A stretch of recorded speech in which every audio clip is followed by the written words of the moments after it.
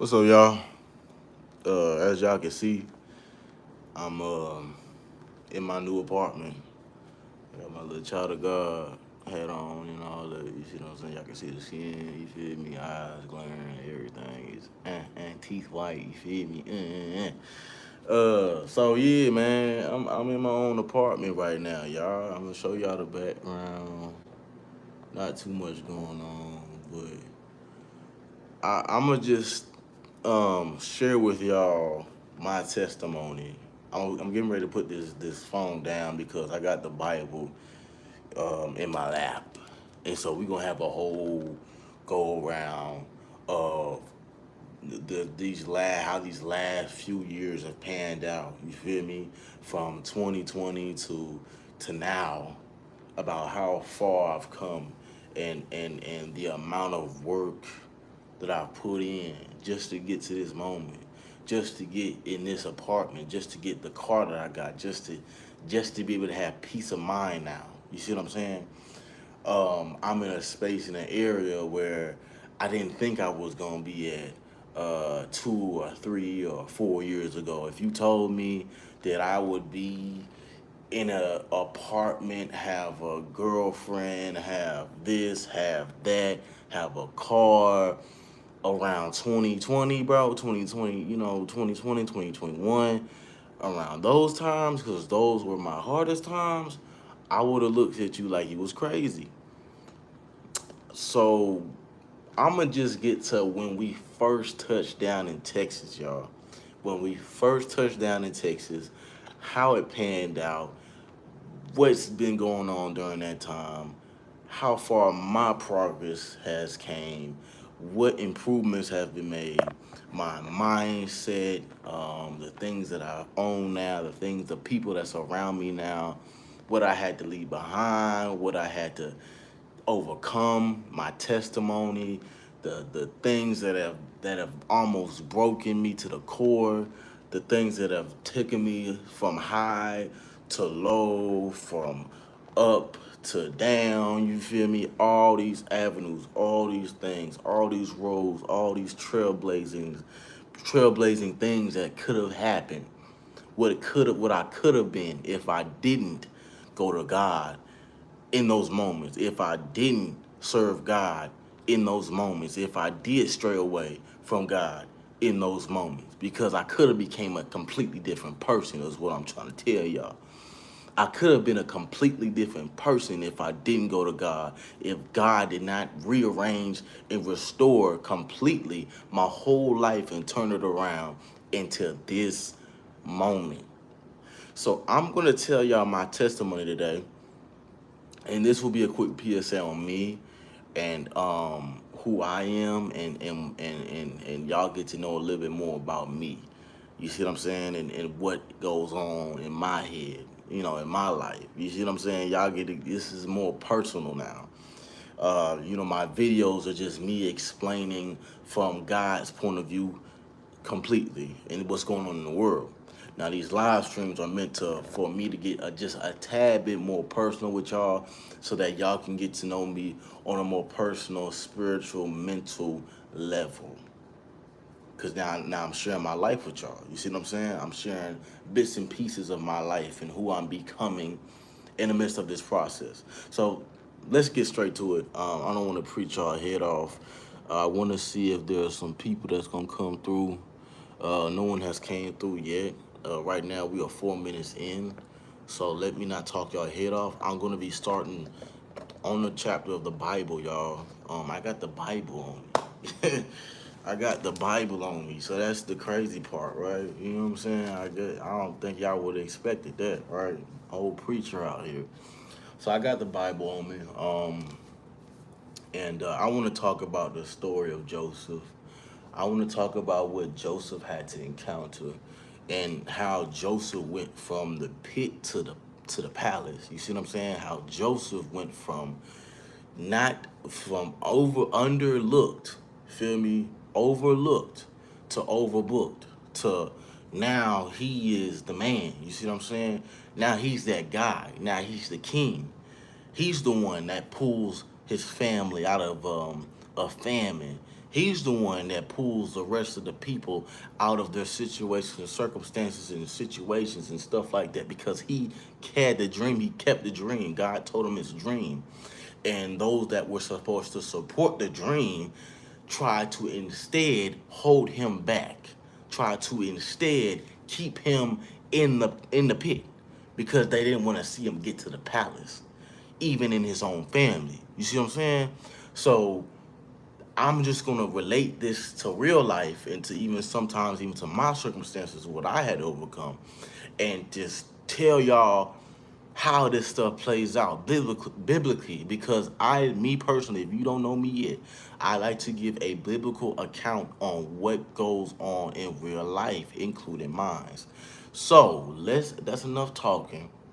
Let's get straight to the message. Let's get straight to the video. And I hope y'all can enjoy this as well as I can. This is my first time doing something like this. Still, we ain't got nobody up in here. I'm gonna be talking to myself as I usually do. Who cares? Y'all will probably see the replay or I'll just run it back for y'all for those who miss it, and for those who it goes over your head. So, the story of Joseph. If you already have your Bibles opened, I would like for y'all to go to Genesis 30. We're going to read Genesis 30. I'm starting at chapter 37. Again, go to Genesis 37. Genesis 37, 30 is where I need y'all to be. Still ain't got nobody in here. It's all good. I'm going to do what I need to do. I'm going to talk. So Joseph's dream is what we are getting ready to read right now. So if y'all following along and you are at Genesis chapter 37, verse 30, verse 37, chapter 30, I hope I'm saying that right. You will now know that I'm getting ready to read Joseph's dream. So let's do it. Let's get it, y'all. So I got the Bible in front of me. If y'all are not there, this is where we at. This is where I need y'all to be at. Okay? Let's do it. Let's get to it. Let's get straight to it. All right. Joseph's dream. So, Joseph's dream, chapter 37. Jacob lived in the land where his father had stayed, the land of Canaan. The land of Canaan. This is the account of Jacob. Joseph, a young man of 17, was tending the flocks with his brothers. He was just tending the sheep. That's all he was doing. He was just tending the sheep. He was a regular individual. His family casted him as a regular individual. He was not looked at as the king, because right now he's in his servant stage. I want y'all to get that. He's in his servant stage. He's in his cocoon. He's not a butterfly yet. So we're going to get to this. This is the account of Jacob. Joseph, a young man of 17, was tending the flocks with his brothers, okay, with the rest of his family. The sons of Bilhah and the sons of Zilpah, his father's wives, and he brought their father a bad report about them. This is what Joseph was getting ready to bring information through the dream about them. Now Israel loved Joseph more than any of his other sons, because he had been born to him in his old age, and he made a richly ornamented robe for him. When his brothers saw that their father loved him more than any of them, they hated him. They hated him and could not speak a kind word to him. Follow along. So now they're starting to breed envy. They're starting to breed hate. They're starting to breed jealousy, because they see Joseph is the one with the favor. Joseph is the one that has the favor.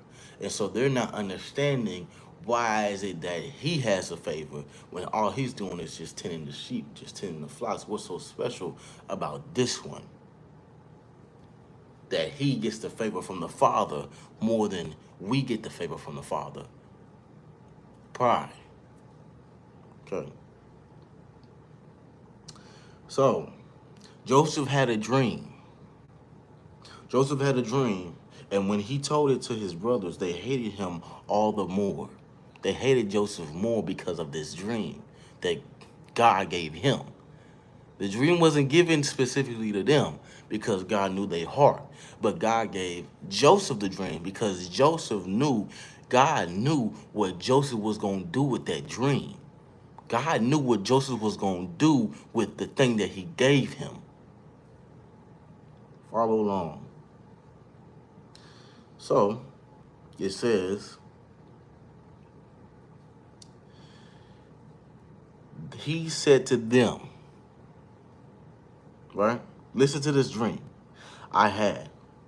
We were binding sheaves of grain out in the field when suddenly my sheaf rose and stood upright, while your sheaves gathered around mine and bowed down to it. He's saying in the dream, y'all were bowing down to me. Y'all were bowing down to the vision, to the rightful position that God gave me, the authority, the power, the dream that God gave me. Y'all had to bow down to that because it was already written. It was already written before anyone could form their opinion on how Joseph was about to be favored in his life and through God. Let's keep reading. About to relate this in a minute, y'all. Okay, boom, we got that. His brother said to him, do you intend to reign over us?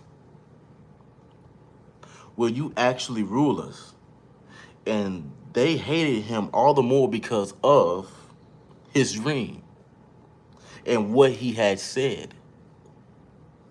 Then he had another dream. Hold on. And he told it to his brothers. Listen, he said, I had another dream. And this time, the sun and the moon and 11 stars were bowing down to me. He had another dream. This ain't just them bowing down to him. This is now the nature of what God created is now bowing down to him. So this is something that you can't stop, in other words. This has not only God's hand on it, but Mother Nature is behind it. Because Mother Nature, God himself is supporting what he's about to do with Joseph in his dream that he gave and birthed in him through the Spirit. All right, let's do it. When he told his father as well as his brothers, his father rebuked him and said, Mother, what is this dream you had? Will your mother and I and your brothers actually come and bow down to the ground before you? His brothers were jealous of him, but his father kept the matter in mind. Joseph sold by his brothers. Now we're getting ready to read how Joseph is getting ready to be thrown in that pit. I just really want to read this out to y'all real quick because I want y'all to understand where I'm getting ready to come from. So, and God's having me do this for a reason. It's going to help somebody, touch somebody in their moment of comfort, of clarity, of any of that sort.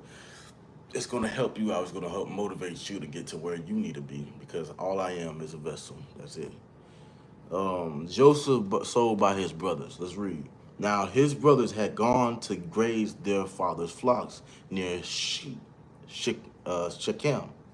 And Israel said to Joseph, as you know, your brothers are grazing the flocks near Shechem. Come, I am going to send you to them. Very well, he replied. So he said to him, go and see if all is well with your brothers and with the flocks, and bring word back to me. Then he sent him off from the valley of Hebron. When Joseph arrived at Shechem, a man found him wandering around in the fields and asked him, what are you looking for? He replied, I'm looking for my brothers. Can you tell me where they are grazing their flocks? He's in the field looking for his help, his family, those closest to him, those who are supposed to be of the same bloodline. Those who are supposed to be of the same bloodline. He's looking for help. He's looking for them to help him. He's looking for them to show themselves approved in the same arena and field as he's in, because they are of the same blood, but not of the same destiny. They are of the same blood, but not of the same written law that God gave to him. They are of the same family tree, but they are not of the same spirit tree. They are not of the same spirit man. They're not in unison with the same path, is what I'm trying to tell y'all. They not following the same path. Just because that's my family, they still not on the same path that I'm on. I'm on something completely different, but I'm looking for them in this area. I'm looking for them in this field. I'm looking for them in this area of my life as a servant right now, as the shepherd boy right now. And I'm looking for help. I'm looking for my help. And the ones that's closer to me, the family that I was birthed into, is nowhere to be seen. The friends, the colleagues that I'm closest with are nowhere to be seen. Where are they? Where are they? Don't they saying that aren't we of the same bloodline, of the same blood, of the same creed? Where's my help? Where is my help? And so, boom. He says this. 17. I'm at 17 now. I'm still on chapter 37. I heard them say, let's go to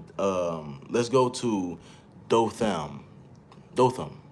As well. I hope I'm saying that right. So Joseph went after his brothers and found them near Dotham. Dothan is what I'll say. But they saw him in a distance, and before he reached them, they plotted to kill him. So they gave him an ideal area where where they thought that they was going to see Joseph's demise. Your own people, the people closest to you, will plot on you, will try to say murderous things, will try to put you in a murderous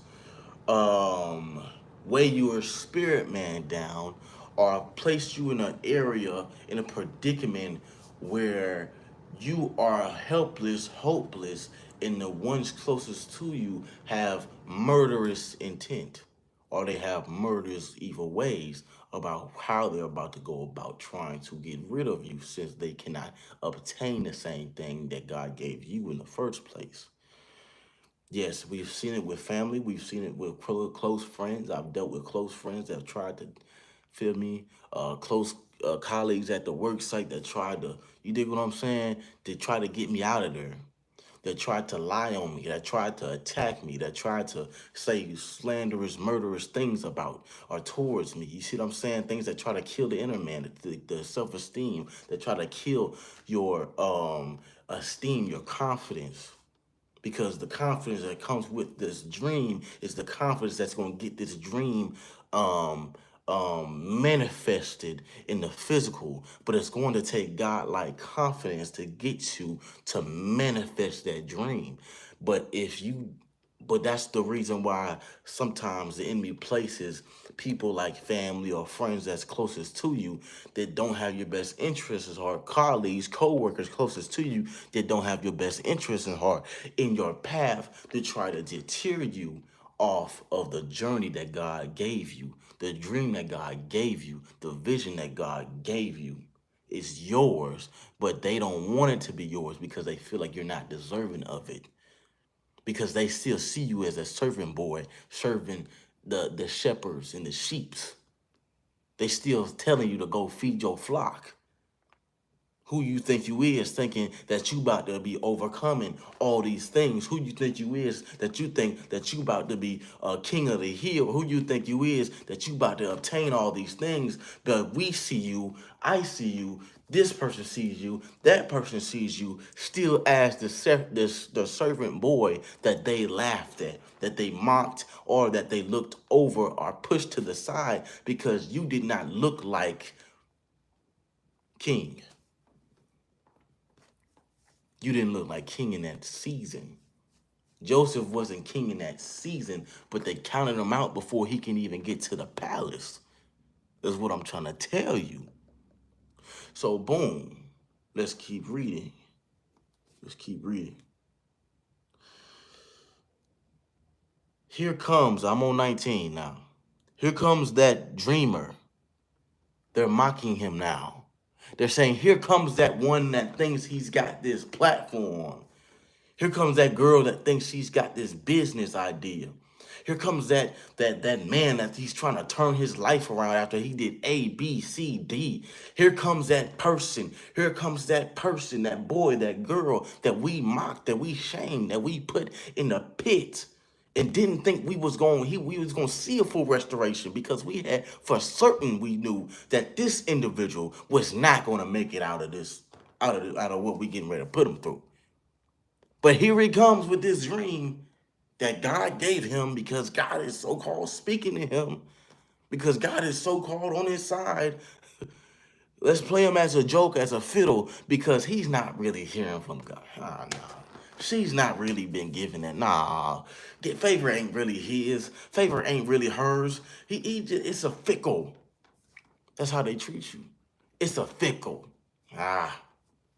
Go work on something else. Go back to your 9 to 5. Go back to this. Go back to that. Go back to doing this. Go back to school or something. Get you a degree. Man, what you doing out here with this dream? What you doing out here being a dreamer for? Thinking that you gonna rise above your circumstances. Thinking that you gonna become this person that we know you as, because we're familiar with an old expired version of you, instead of getting to know the new renewed version of you that God renewed his spirit through, because you gave your sins up. You gave this lifestyle up that was not finna produce any fruit, and now God is giving you a new life.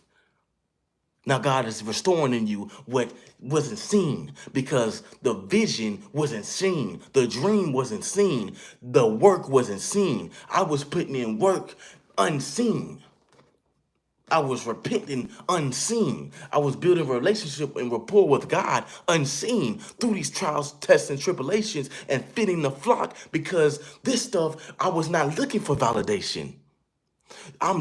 Joseph was not looking for validation when he was tending the sheep. He wasn't looking for a hand clap, but he was hand clapping. The father was hand clapping all the rest of the siblings and the brothers, because they were looking for that validation, because they were, quote unquote, favored. But this favor was coming from man. It's a different type of favor when it comes from God. It's what I'm trying to tell y'all. Let's get to it, because now I'm cooking. 19, this is where we left off. This is where we left off. Here comes that dreamer.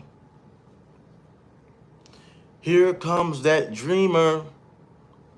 They said to each other, watch this.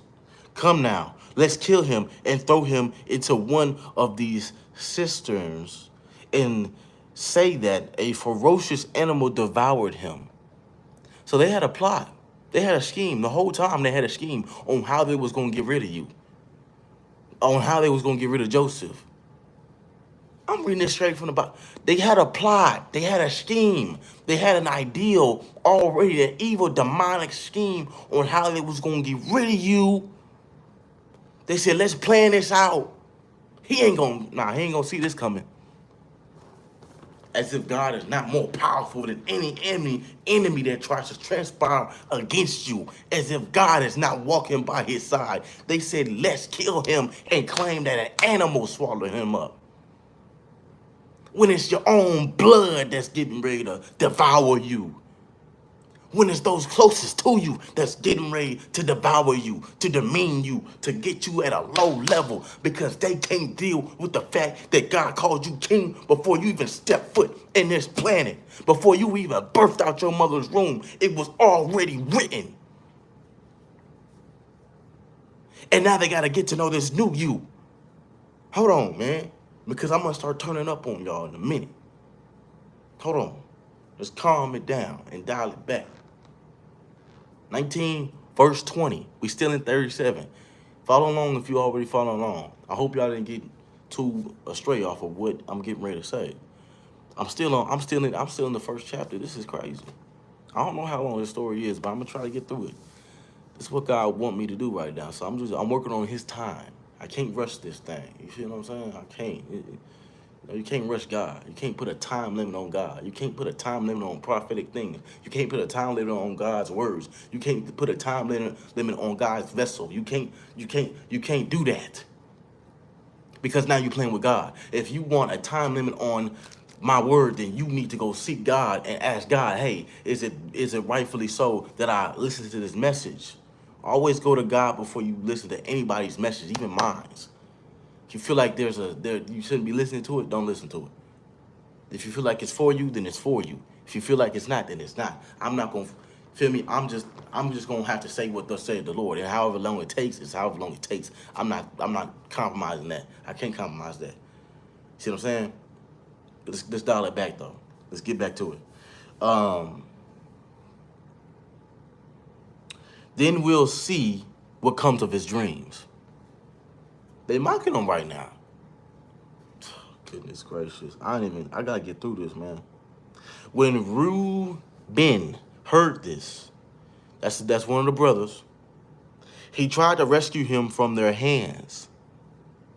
Let's not take his life, he said. Don't shed any blood. Throw him into the cistern here in the desert, but don't lay a hand on him. No, don't do that. Reuben said to rescue him from them and take him back to his father. So when Joseph came to his brothers, they stripped him of his robe. What is his robe? The robe is representing of the cloth of righteousness, of holiness, the work that he's been putting in. The robe is the protection of God. They stripped the protection of God, the ones that's closest to him, from him, his own bloodline. Hold on. Hold on. Hold on. It says the richly ornamented robe he was wearing. They couldn't stand the fact that he was walking around like he was a king. He was walking around in this robe. He was walking around cloth of righteousness and glory and victory. They couldn't stand it. They was waiting to plot on Joseph and take him from his rightful honor. They was waiting to do this to Joseph. Hold on. We ain't even done yet. And they took him and they threw him into the cistern.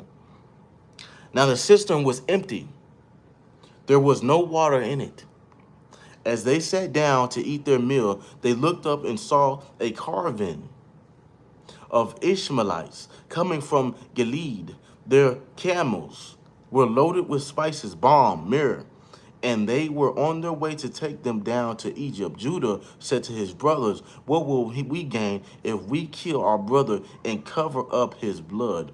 Come, let's sell him to the Ishmaelites and not lay our hands on him. After all, he is our brother, our own flesh and blood. His brothers agreed. So when the Midianites merchants came by, his brothers pulled Joseph up out of the cistern and sold him to 20 shekels of silver to the Ishmaelites, who took him to Egypt. When Reuben returned to the cistern and saw that Joseph was not there, he tore his clothes. He went back to his brothers and said, the boy isn't there. Where can I turn now?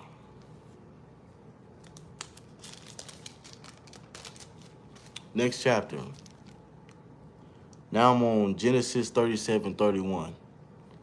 Verse 31 now. I'm on verse 31, chapter 37. We still on chapter 37, y'all. Then they got Joseph's robe, slaughtered a goat, and dipped the robe in blood. They took the ornamented robe back to their father and said, "We found this. Examine it to see whether it is your son's robe." That's crazy, man. He recognized it and said, "It is my son's robe. Some ferocious animal has devoured him. Joseph has surely been torn to pieces." They counted him out. They even foretold his death. You know how demonic that is? Then Jacob tore his clothes, put on sackcloth, and mourned for his son many days. All his sons and daughters came to comfort him, but he refused to be comforted. "No," he said, "in mourning I will go down to the grave to my son." So his father wept for him. Meanwhile, the Mennonites sold Joseph in Egypt to Potiphar, one of Pharaoh's officials, the captain of the guard. Judah and Tamar. So now Joseph is on his way being sold into Egypt. He's on his way being sold into Egypt, and they sold his father alive. Pay attention carefully. 38. At that time, Judah left his brothers and went down to stay with a man of Adullam named Hirah. There Judah met the daughter of a Canaanite man named Shah. He married her and lay with her. She became pregnant and gave birth to a son who was named She conceived again, and gave birth to a son named him Anan.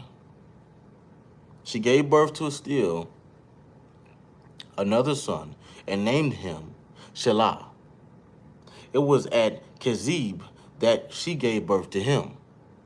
Judah got a wife for his firstborn, and her name was Tamar. But Judah's firstborn, was wicked in the Lord's sight, so the Lord put him to death.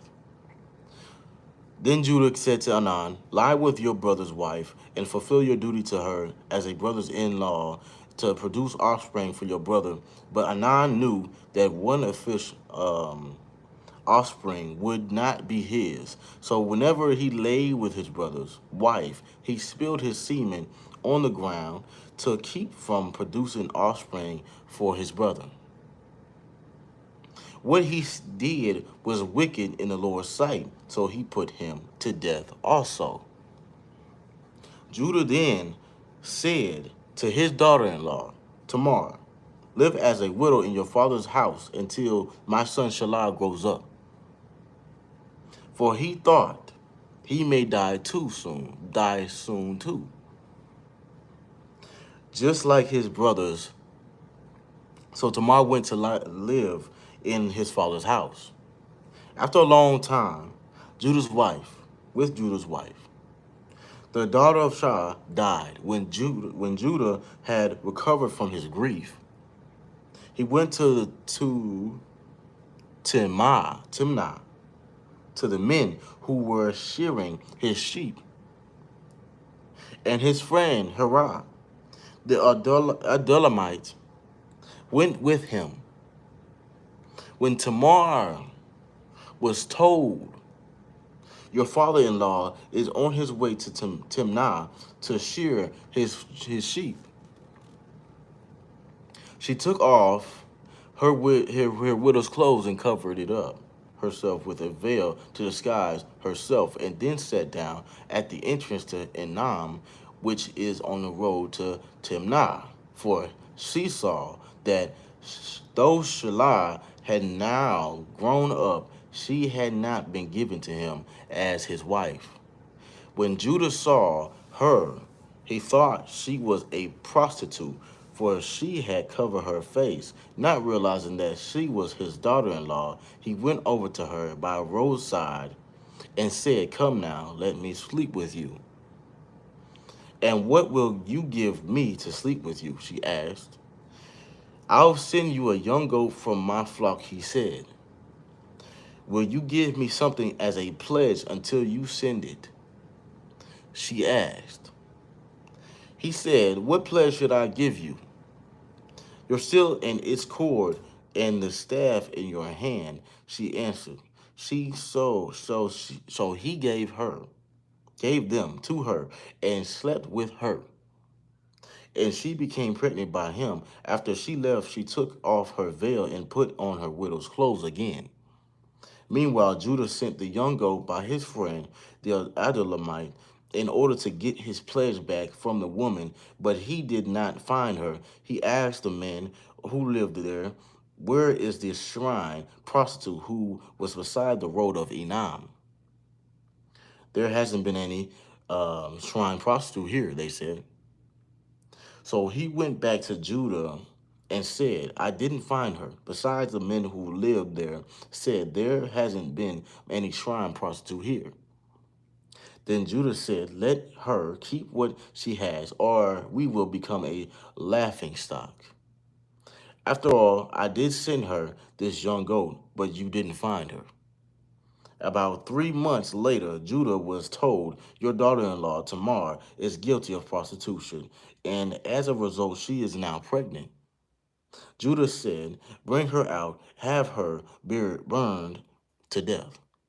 As she was being brought out, she sent a message to her fathers and father-in-law, "I am pregnant by the man who owns these," she said, and she added, "See if you recognize whose seal and cord and staff these are."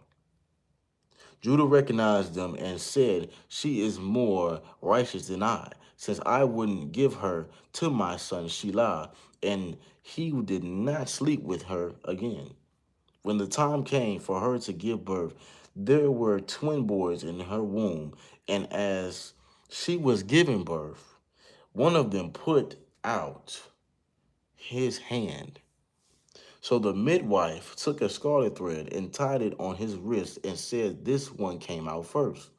But when he drew back his hand, his brother came out, and she said, "So this is how you have broken out." And he was named Perez. Then his brother, who had the scarlet thread on his wrist, came out, and he was given the name Zerah. Okay. Well, now we're back to Joseph and the Potter's wife.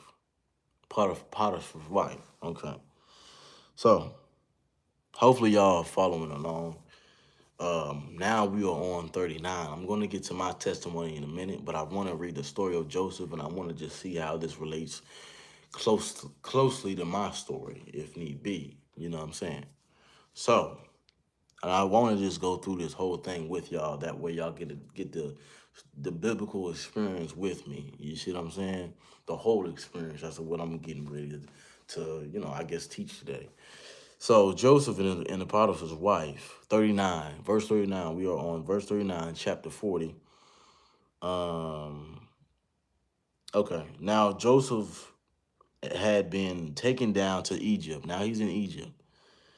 Potiphar, an Egyptian who was one of Pharaoh's officials, the captain of the guard, brought him from the Ishmaelites who had taken him there. The Lord was with Joseph, and he prospered, and he lived in the house of Egypt of his Egyptian master.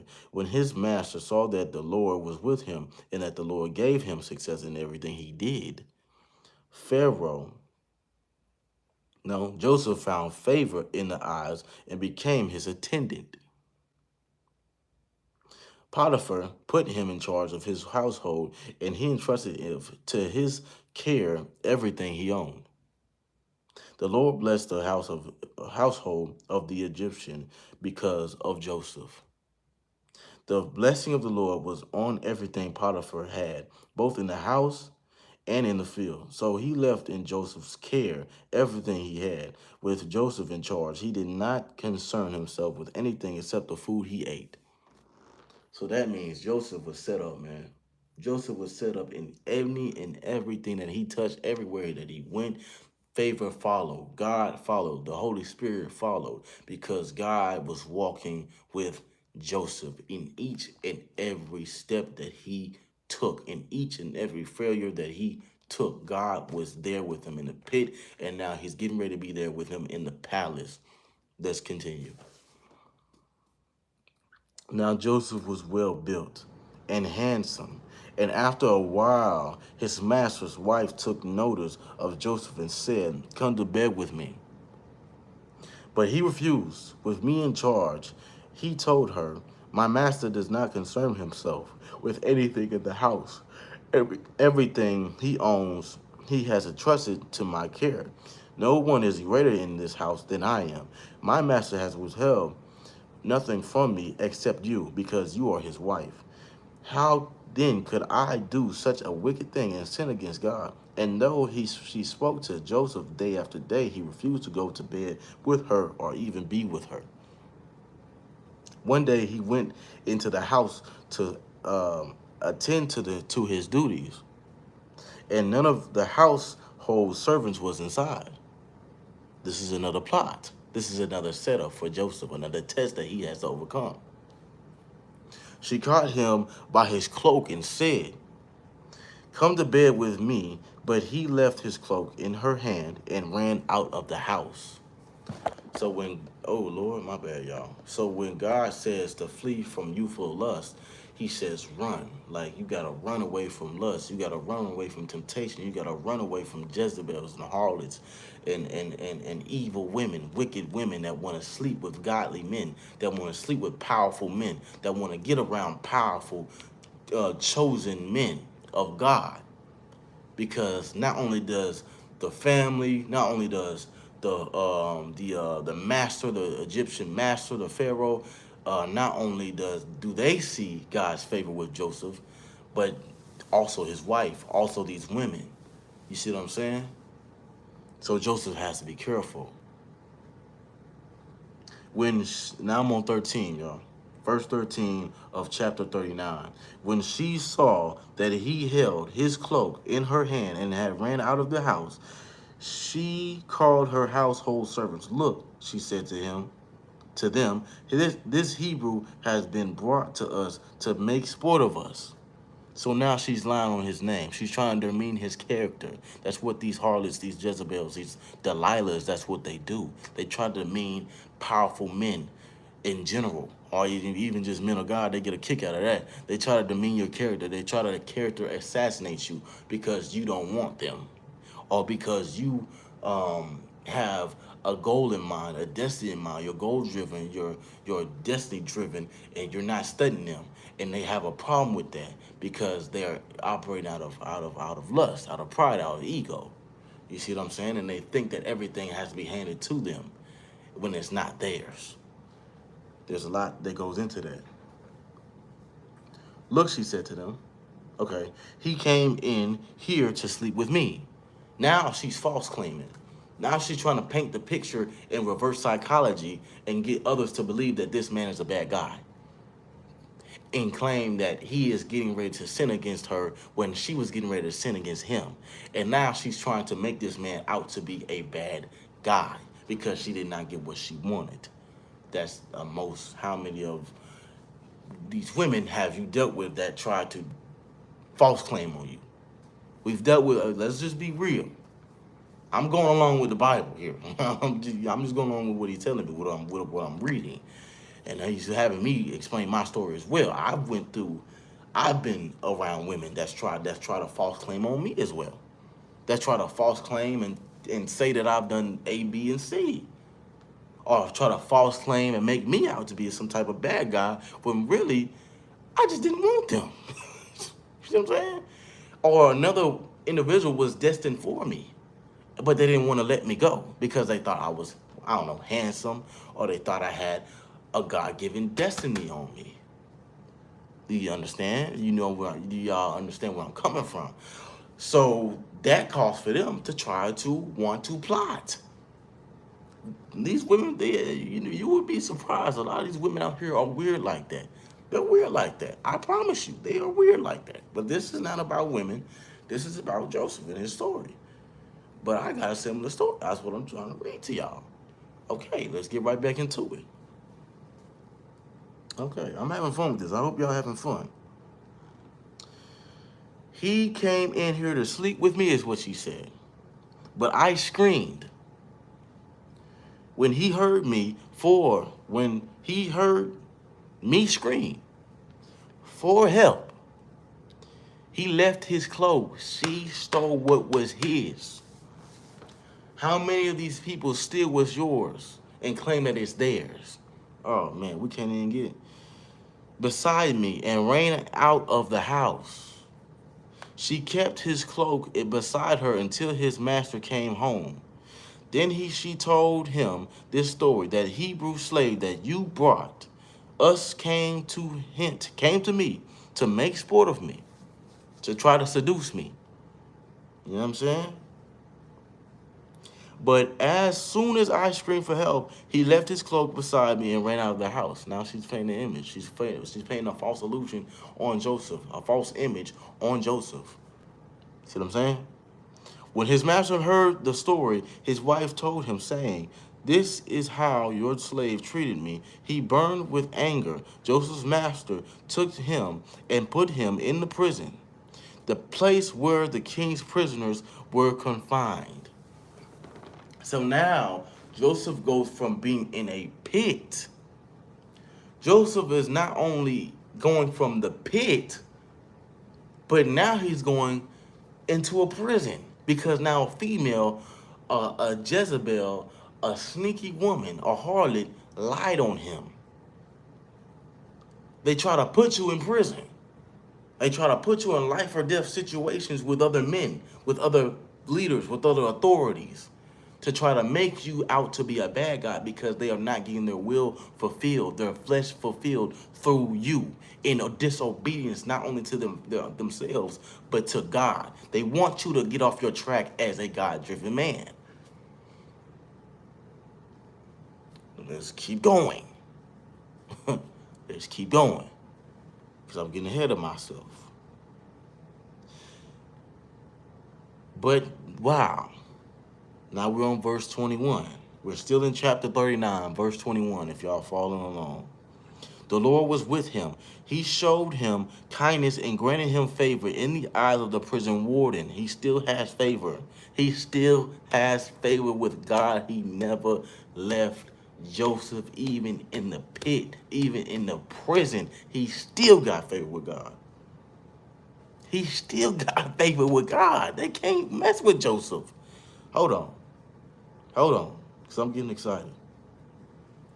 22. So the warden put Joseph in charge of all those held in the prison, and that he was made responsible for all that was done there. The warden paid no attention to anything under Joseph's care, because the Lord was with Joseph and gave him success in whatever he did. That's what favor is called.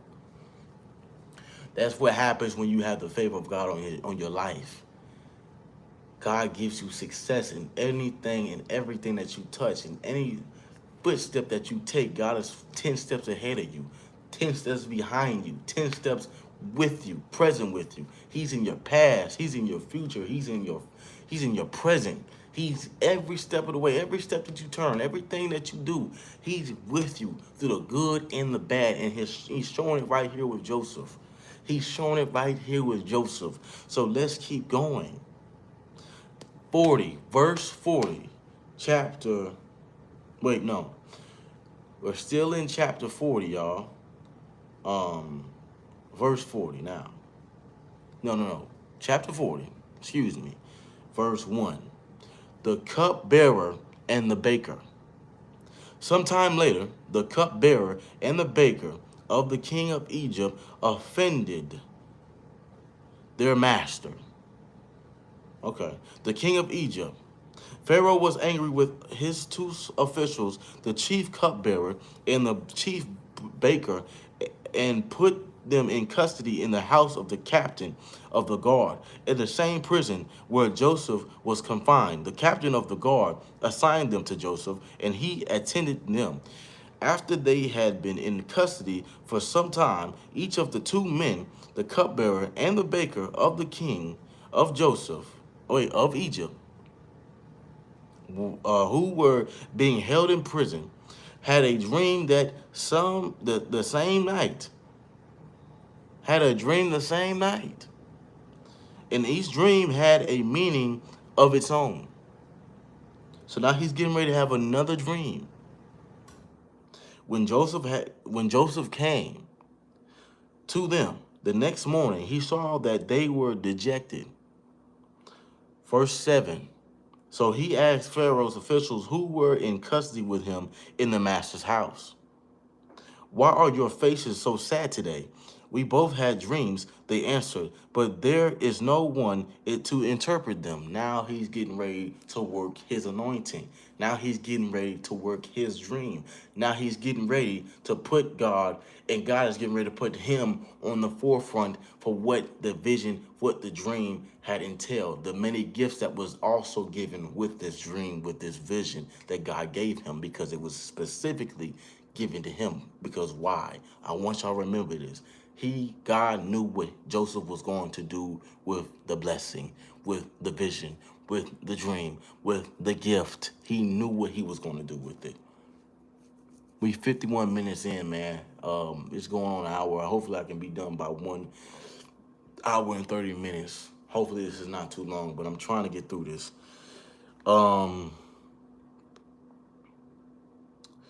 Then Joseph said to them, "Do not interpretations belong to God?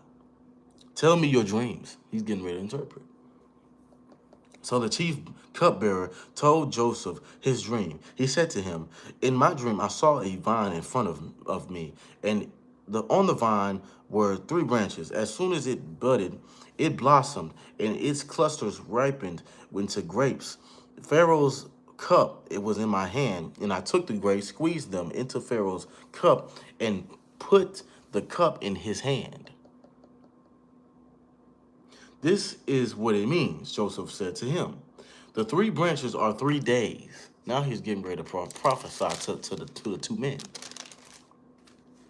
"Within 3 days, Pharaoh will lift up your head and restore you to your position, and you will put hold on, you will put Pharaoh's cup in his hand, just as you used to do when you were his cupbearer.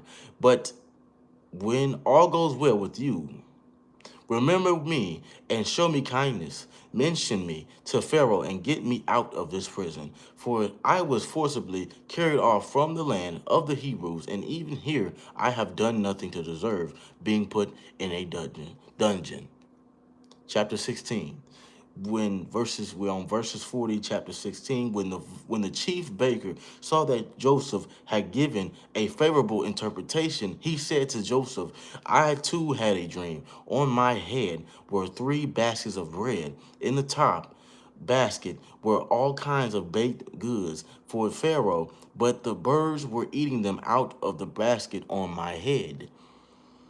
"This is what it means," Joseph said. The baskets are 3 days. Within 3 days, Pharaoh will lift off your head and hang you on a tree. Ooh.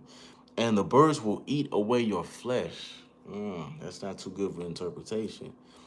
Now, the third day was Pharaoh's birthday, and he gave a feast for all of his officials. He lifted up their heads of the chief cupbearer and the chief baker in the presence of his officials. He restored the chief cupbearer to his position so that he once again put the cup into Pharaoh's hand, but he hanged the chief baker just as Joseph had said to them in his interpretation. 23. The chief cupbearer, however, did not remember Joseph. He forgot him. It's crazy how you can tell people about their successes and they forget about you. You can give them wisdom and knowledge and prophesy to him and speak words of encouragement to him and be a vessel of encouragement and prophecies and prophetization, and people turn around, get blessed, and they forget all about you. They forget all about your name. They forget all about what you helped them get through to even get to the place that they're even at. They forget all about you and they leave you in the dungeon to rot and to dry. Verses Pharaoh's dream, chapter 41, verses 1. When 2 full years had passed, Pharaoh had a dream. He was standing by the Nile, when out of the river there came up 7 cows, sleek and fat, and they grazed among the reeds. After them 7 other cows, ugly and gaunt, came up out of the Nile and stood beside those on the river bank. And the cows that were ugly and gaunt ate up the 7 sleek fat cows. Then Pharaoh woke up. He fell asleep again and had a second dream. 7 heads of grain, healthy and good, were growing on a single stalk. After them, 7 other heads of grain sprouted. Then, and scorched by the east wind, the thin heads of grain swallowed up and the 7 healthy, full heads. Then Pharaoh woke up. It had been a dream. Chapter 8. In the morning his mind was troubled, so he sent for all the magicians and wise men of Egypt. Pharaoh told them his dreams, but no one could interpret them for him. It was only one specific individual. It was only one specific gift. It was only one specific prophetic individual that God was using, that God was uplifting, that God was walking with through the palace, through the pit, through the everything, through the prison, through the dungeon. It was only one man that could interpret this dream. There was only one man that could have took what this interpretation meant, and that was Joseph. So here comes the one that was gifted. Here comes the one that was given the dream. Here comes the one that could interpret through spiritual gifts. Here comes the one that was overlooked, but also getting ready to be overbooked. Here he comes with the vision, with the dream, with the wisdom, with the knowledge, because it was given to him, because God trusted him, because he knew what he was going to do with it. Keep that in mind.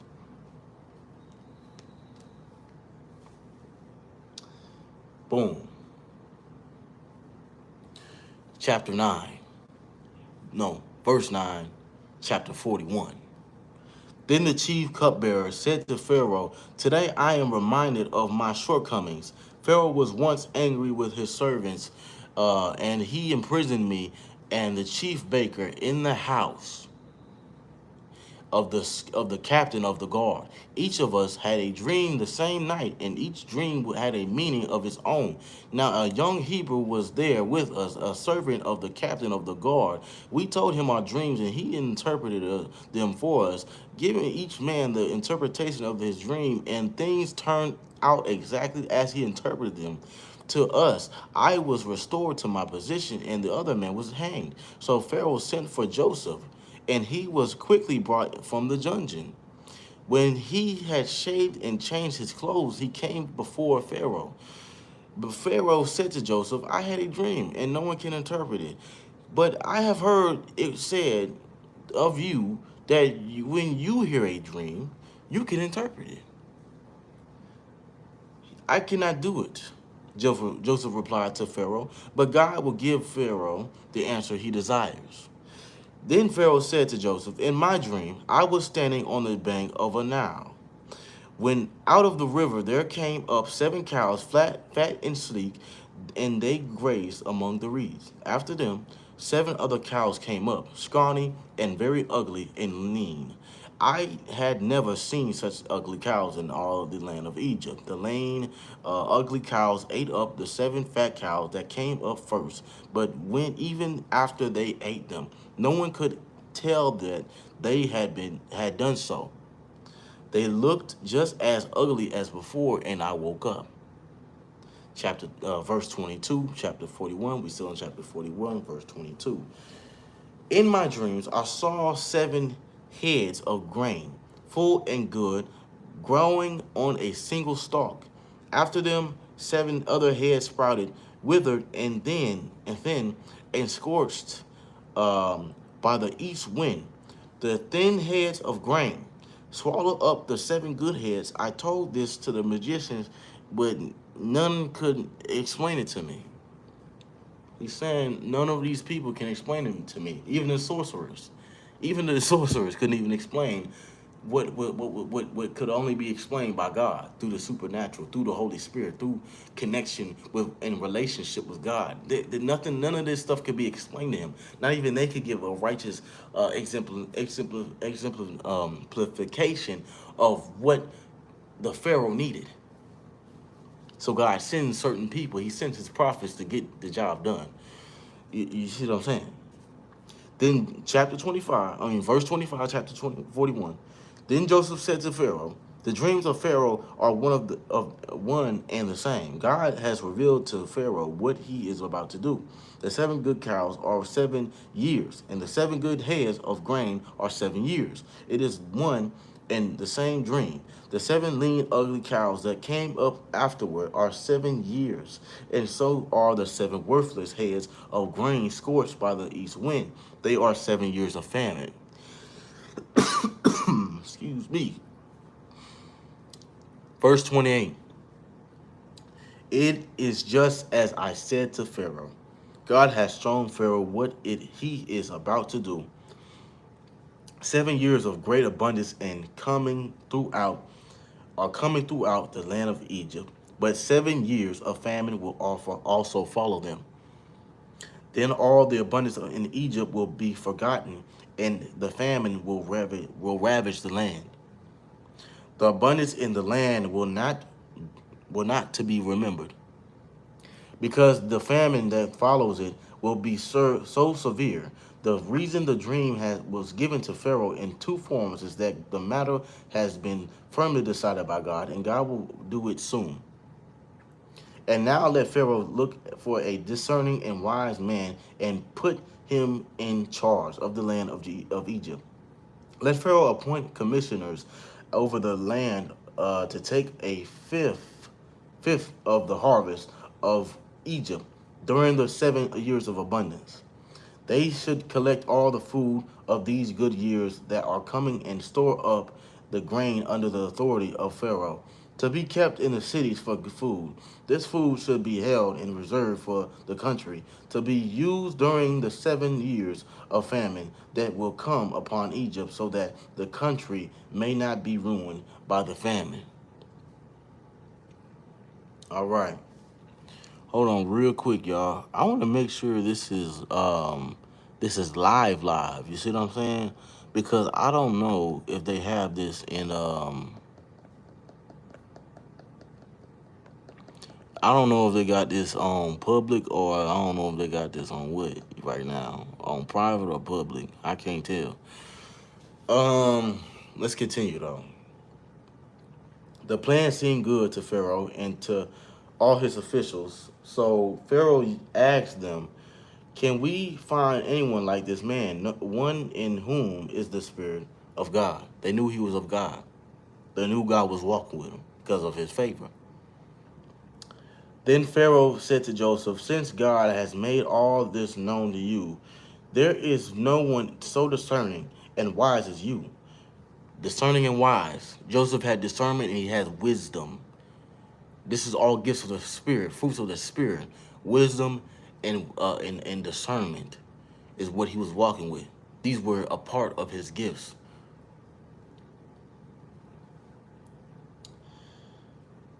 You shall be in charge of now he's getting elevated, promoted, vindicated, and put right back in his rightful position as king of the palace. God placed him right back in position and restored his whole life. Just like that. Just like that. And all my people are to submit to your orders. He has authority all over again. Only with respect to the throne will I be greater than you. He's got authority. Authority. Let's come on, man. Joseph in charge of Egypt. Chapter 41.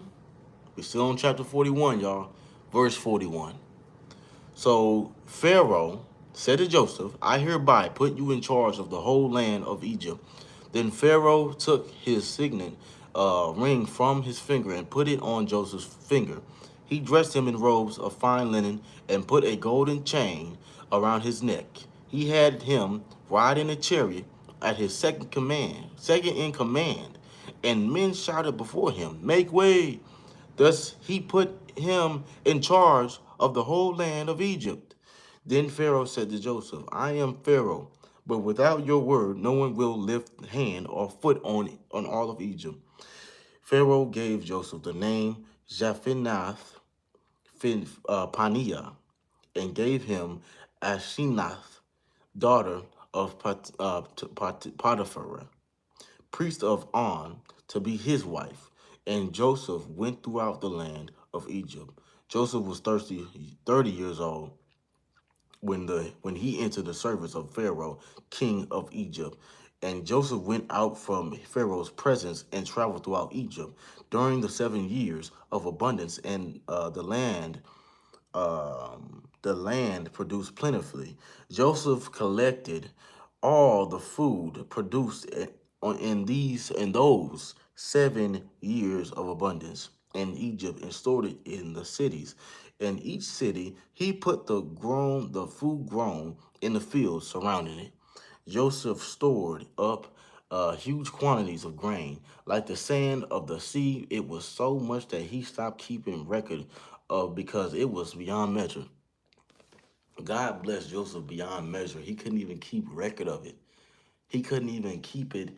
He couldn't even track how many blessings that was being gifted to him, how much fruit, how much labor that God gave him, all in one season. He couldn't even track it. It was abundance. It was just dropping on him. He couldn't even keep record of it. It was so much abundance, he couldn't even keep up with it.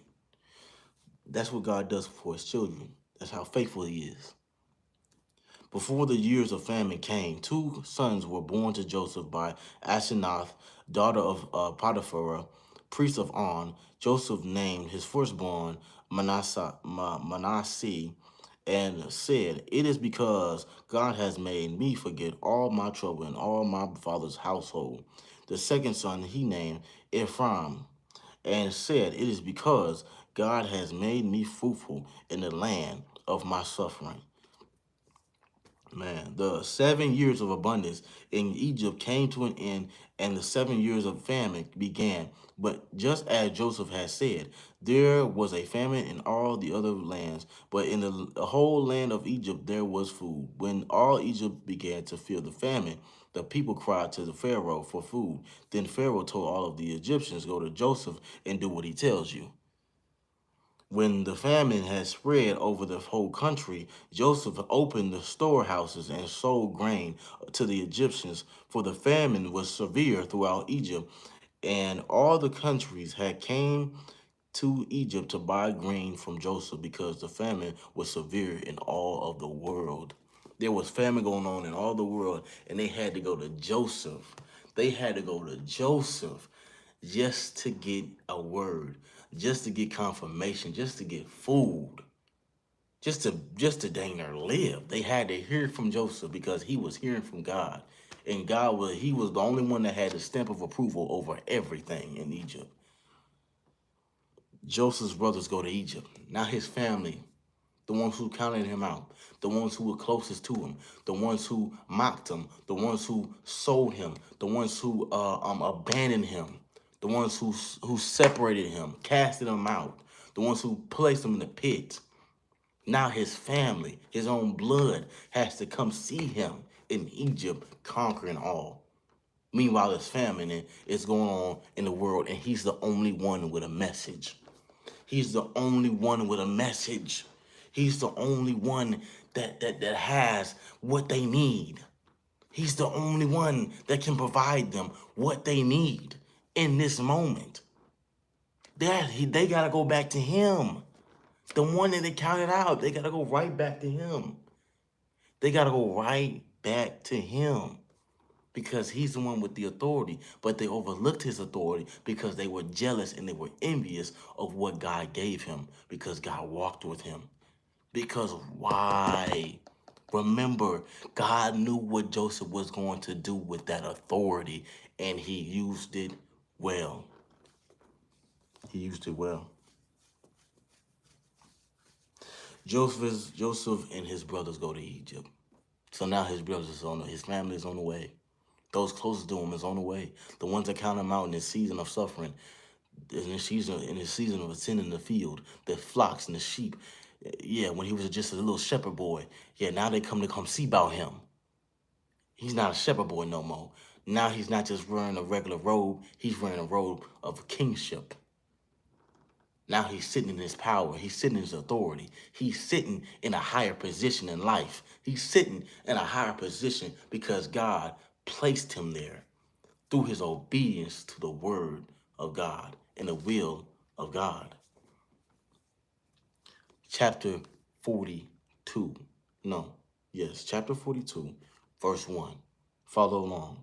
When Jacob had learned that there was grain in Egypt, he said to his sons, why do you just keep looking at each other?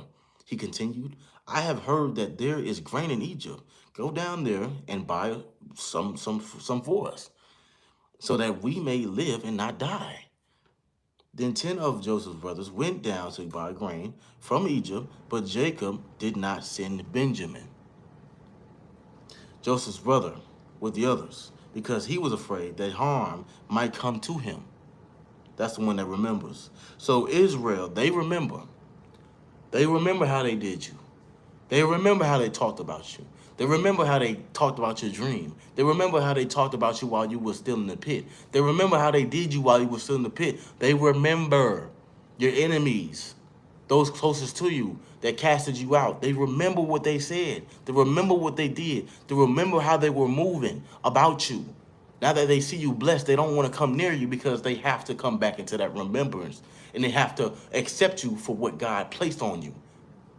They have to accept it for what it is now. And they didn't want to accept it at first hand. Now they have no choice because it's by your hand now where they're going to end up in the next season in their life because they have to hear from you.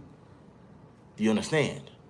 This isn't coming from pride or ego. This is simply coming because God written it on your life. Because he knew what you would do with it and what they weren't going to do. Because they were operating out of a jealous, envious, demonic spirit concerning you and what God gave you. Do you understand? So, it's funny because they all remember. They remember. They just don't want to get near you. Some people avoid you. Hold on, that's a word.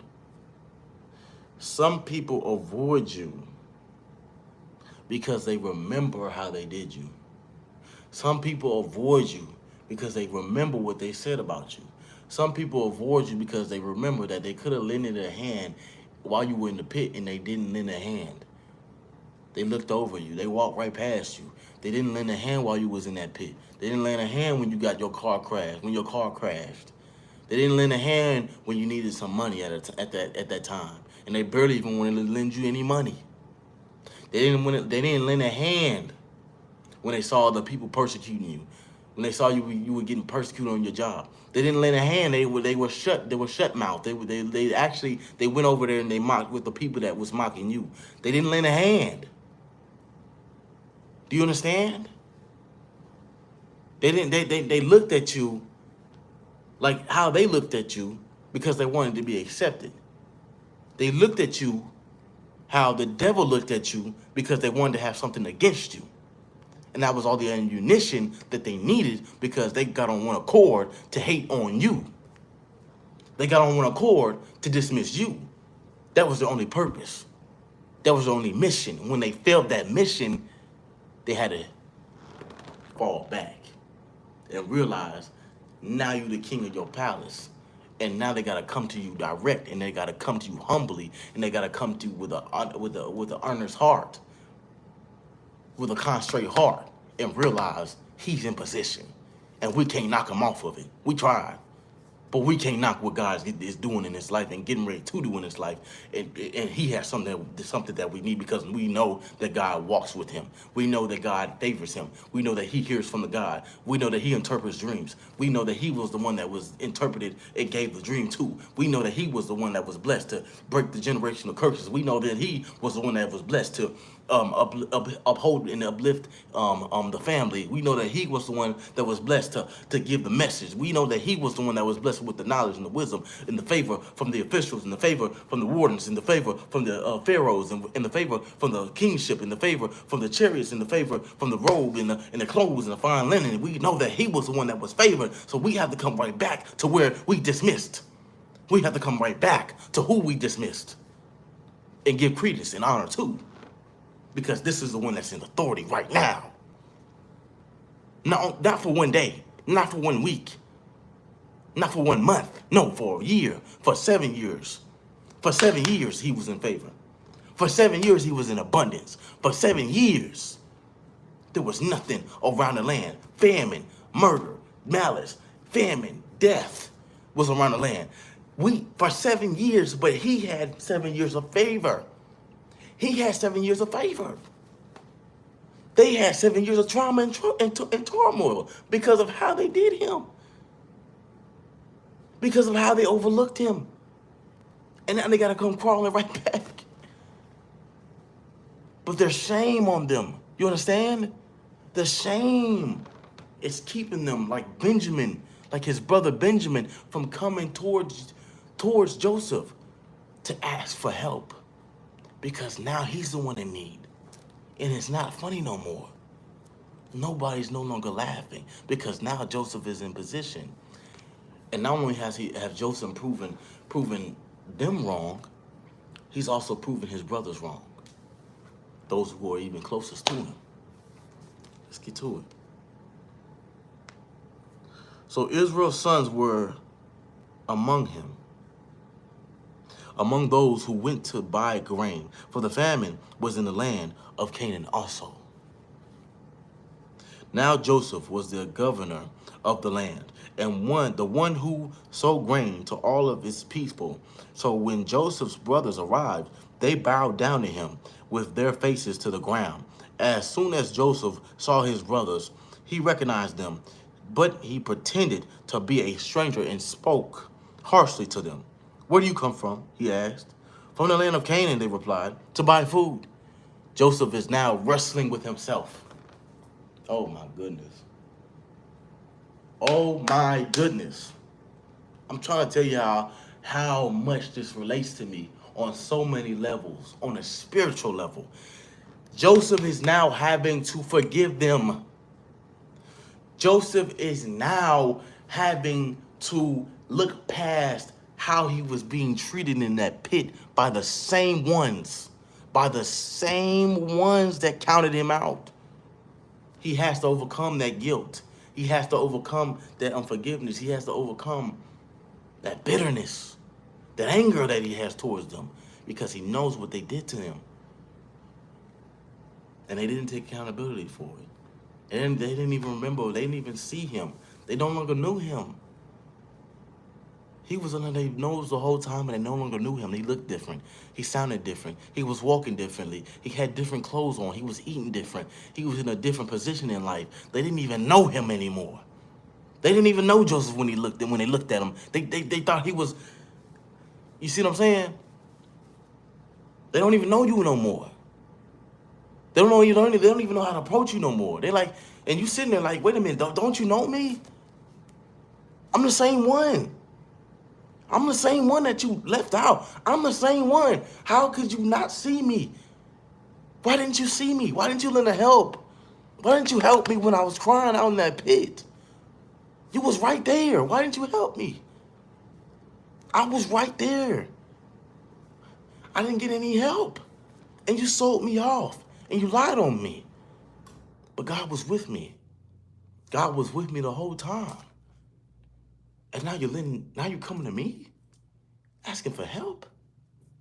So now Joseph is in a place where he's like, I don't even want to deal with you right now. Where did you come from? Why are you here? Why are you in my face? Why are you in my palace? Why are you in my kingdom? Where have you come from? Why are you here? What need do you have? That now you've come from your place to come to mine. What need do you have? And so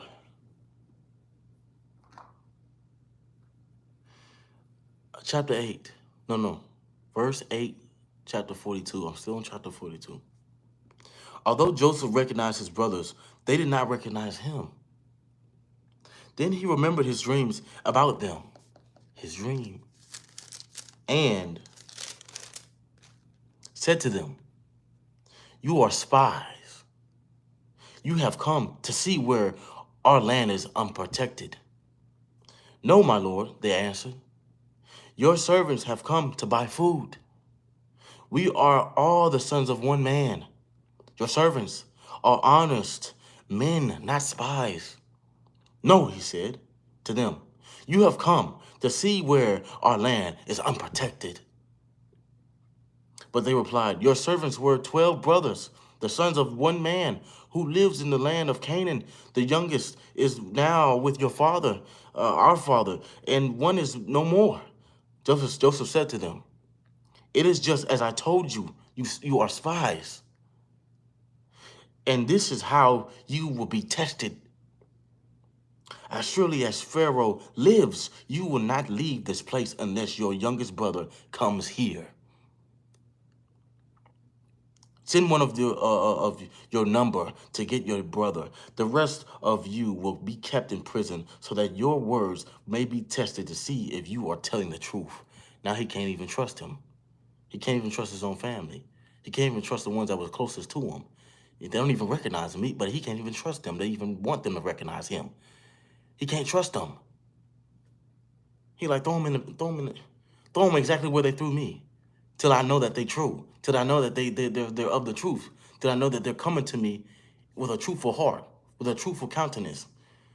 Until then, I don't want to see them. I don't want to speak to them. I don't want nothing to do with them. Make sure that they coming correct before they approach me. So get them out my prison. No, Send them to the side.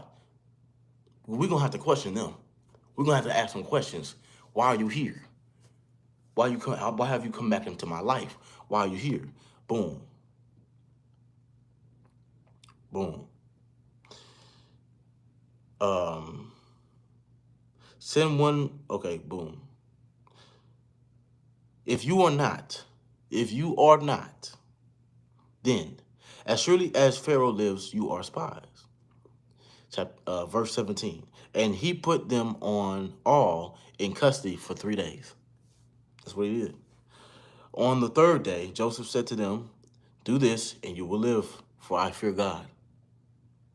If you are honest men, let one of your brothers stay here in prison while the rest of you go and take grain back for your serving households. But you must bring your youngest brother to me, so that your words may be verified and that you may not die. This they proceeded to do. So now they're going out to go, I'm pretty sure, search for Benjamin. They're going out to go seek Benjamin and find out where the youngest is, because Benjamin is the one that didn't want Joseph to die. Okay. They said to one another, surely we are being punished because of our brother. We saw how distressed he was when he pleaded with us for his life. But we would not listen. That's why this distress has come upon us. So now the stress has come upon them. You were trying to take me out. You were trying to kill my destiny, my character, my the dream that the Lord gave me, and put me under distress, put me under depression, put me under oppression. And now you distressed. And now you're oppressed. And now you need to hear a word. And now you need me to help you. So now it's reversed. Now he's the one winning and they're not. So now they have to come to him for grain. They have to come to him for food. They have to come for him for interpretation. They got to come to him for wisdom, for knowledge. Because now they are in a place, in a position of lack, just like he was. You reap what you sow, though. So, 22, verse 22. We're still on chapter 42, y'all. Reuben replied, didn't I tell you not to sin against the boy? But you wouldn't listen. Now we must give an accounting for his blood. They did not realize that Joseph could understand them, since he was using an interpreter. He turned away from them and began to weep, but then turned back and spoke to them again. He had Simon taken from them and bound before their eyes. Joseph gave orders to fill their bags with grain, to put each man's silver bag in his sack, and to give them provisions for their journey. After this was done for them, they loaded their grain on their donkeys and left. At the place where they stopped for the night, one of them opened his sack to get feed for his donkey, and he saw his silver in the mouth of his sack. My silver has been returned, he said to his brothers. Here it is in my sack. Their hearts sank, and they turned to each other, trembling, and said, what is this that God has done to us?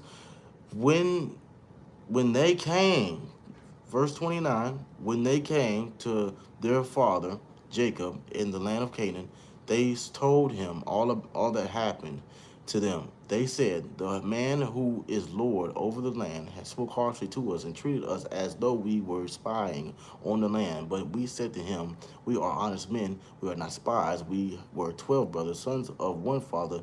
One is more, and the youngest is now with our father Canaan. Okay. Then the man who is Lord over the land said to us, this is how I will know whether you are honest men. Leave one of your brothers here with me, and take food for your starving households and go. But bring your youngest brother to me, so that I will know that you are not spies but honest men.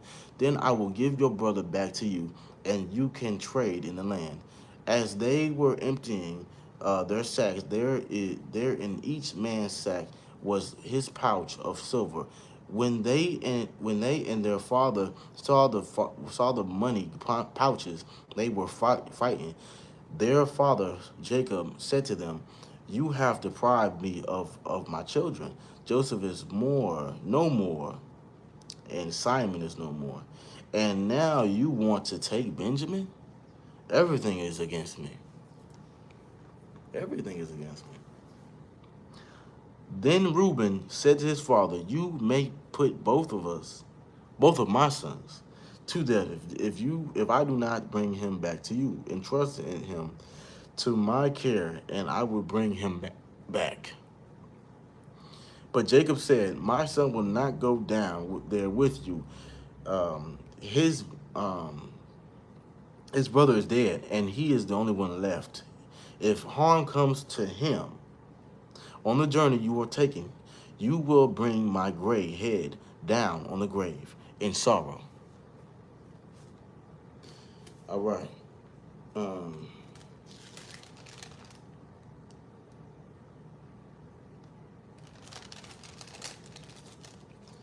all right. So,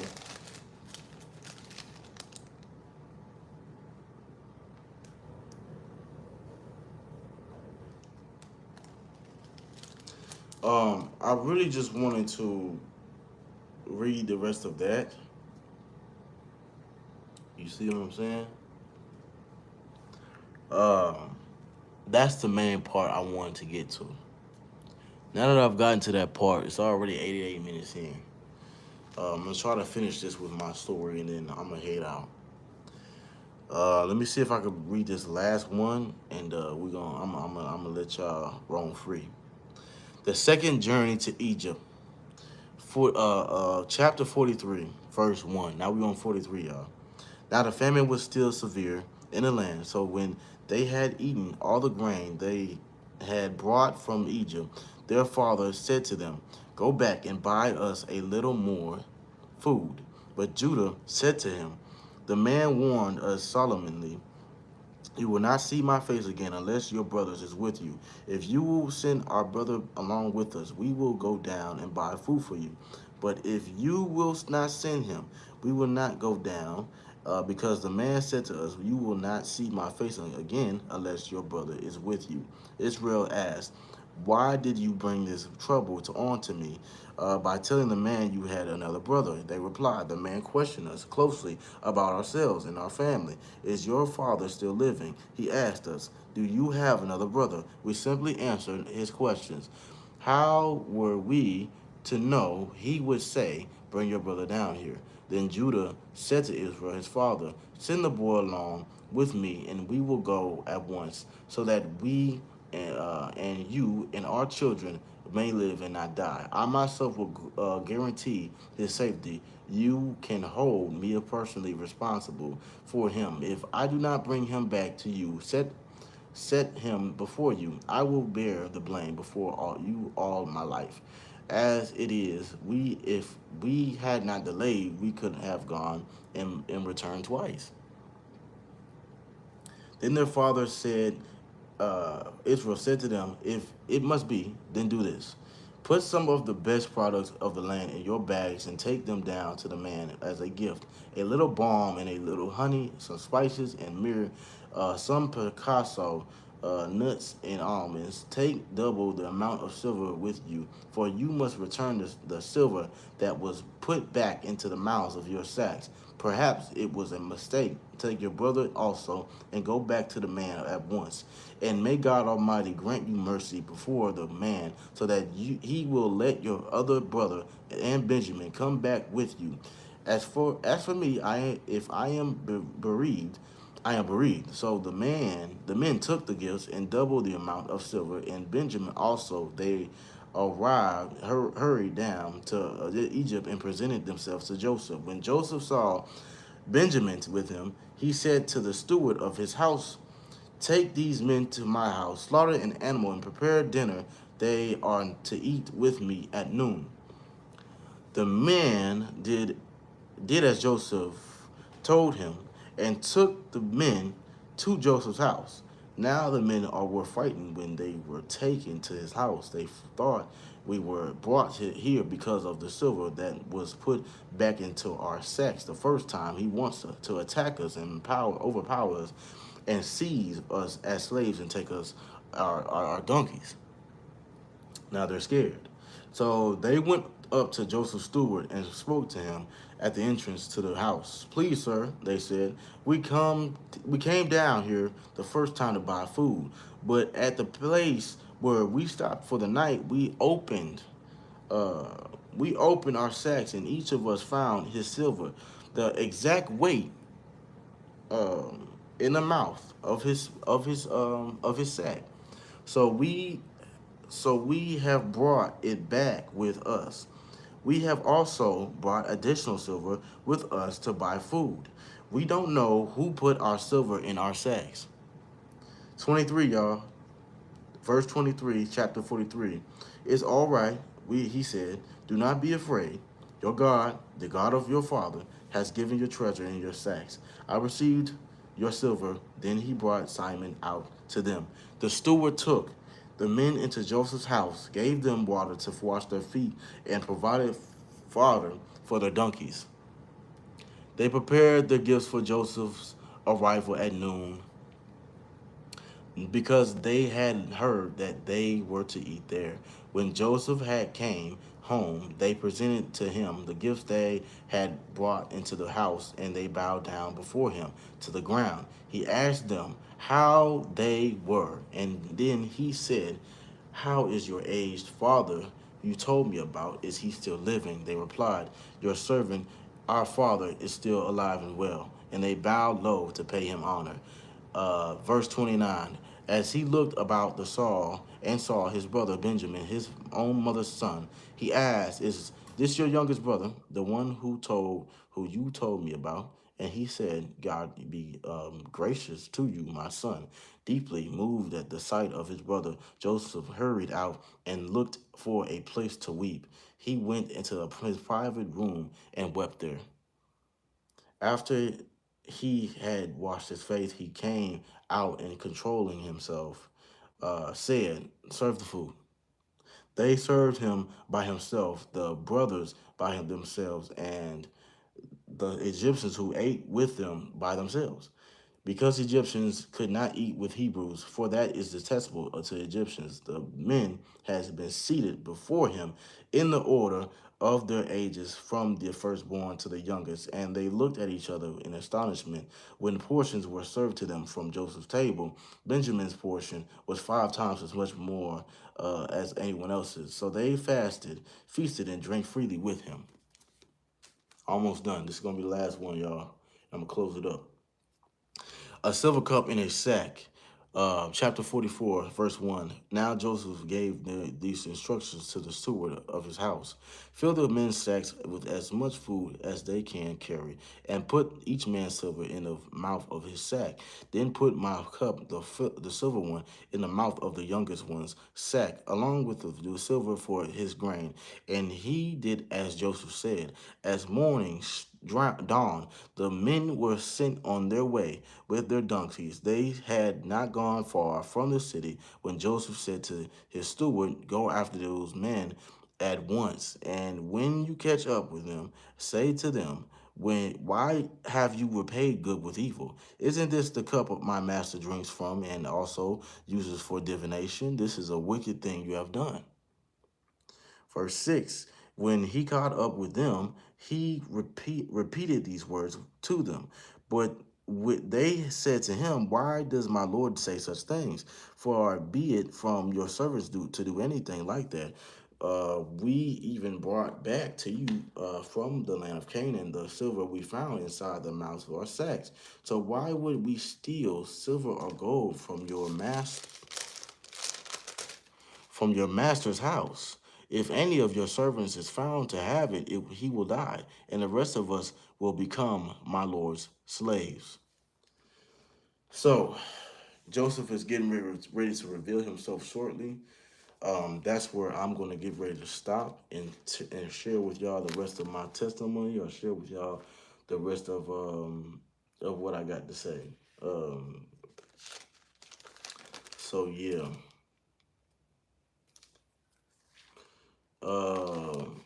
Yes. So originally, y'all, I stopped at Romans because right now I'm just reading the Bible just to read it right now. Boom. Right now I'm on Romans, so I gotta remember that. We're gonna stop right here, and we're gonna continue this story of Joseph in a little bit. But I'm gonna make my little testimony quick because we've already made a lot of time with this live. So, boom. Just like with Joseph, y'all, I felt a huge turnaround from 2022, y'all, to from 2020, y'all, from 2022 all the way to 2024. It's just been a huge turnaround. I'm talking about a huge turnaround.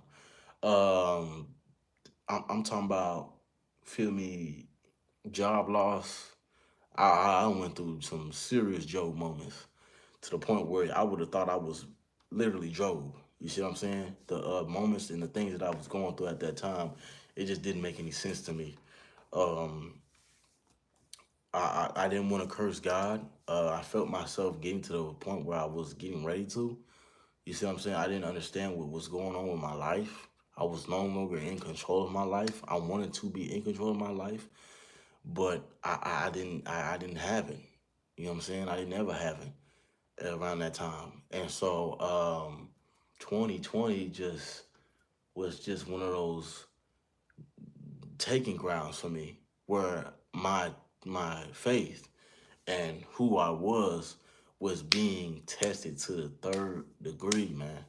I'm talking about to the point where I was getting ready to just, I'm not gonna say give up, but it was getting to the point where I was just like, yo, like, that stony heart, that cold heart, feel me? Like, they talk about that in the Bible. I was getting ready to have one because it was like all the things that I'm going through, all the help that I should have had, all the people that should have been by my side that I've prophesied to, maybe that I've spoken to kind words towards, positive words towards. No, I was not always the best. No, I was not always a saint or an angel.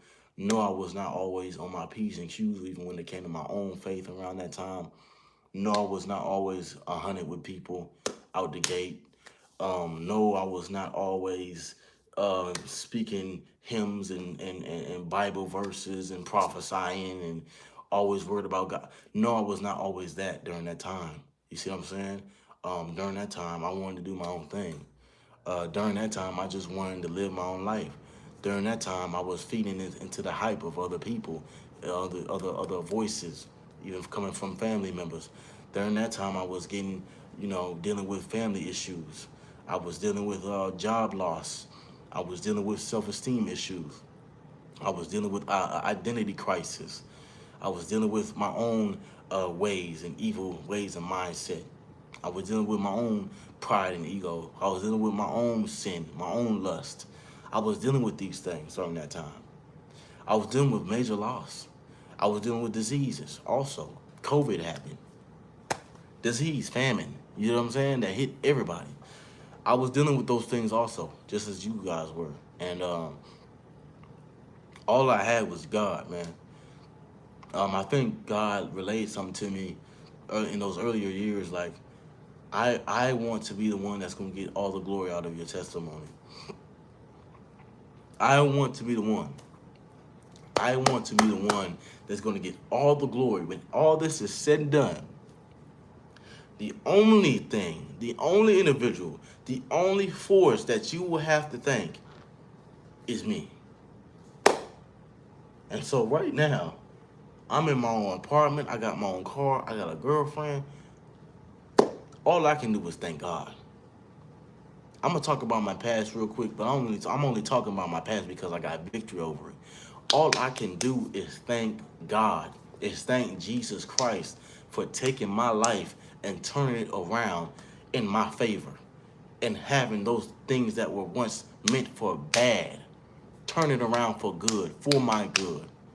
God, the things meant for evil, he turned it for my good.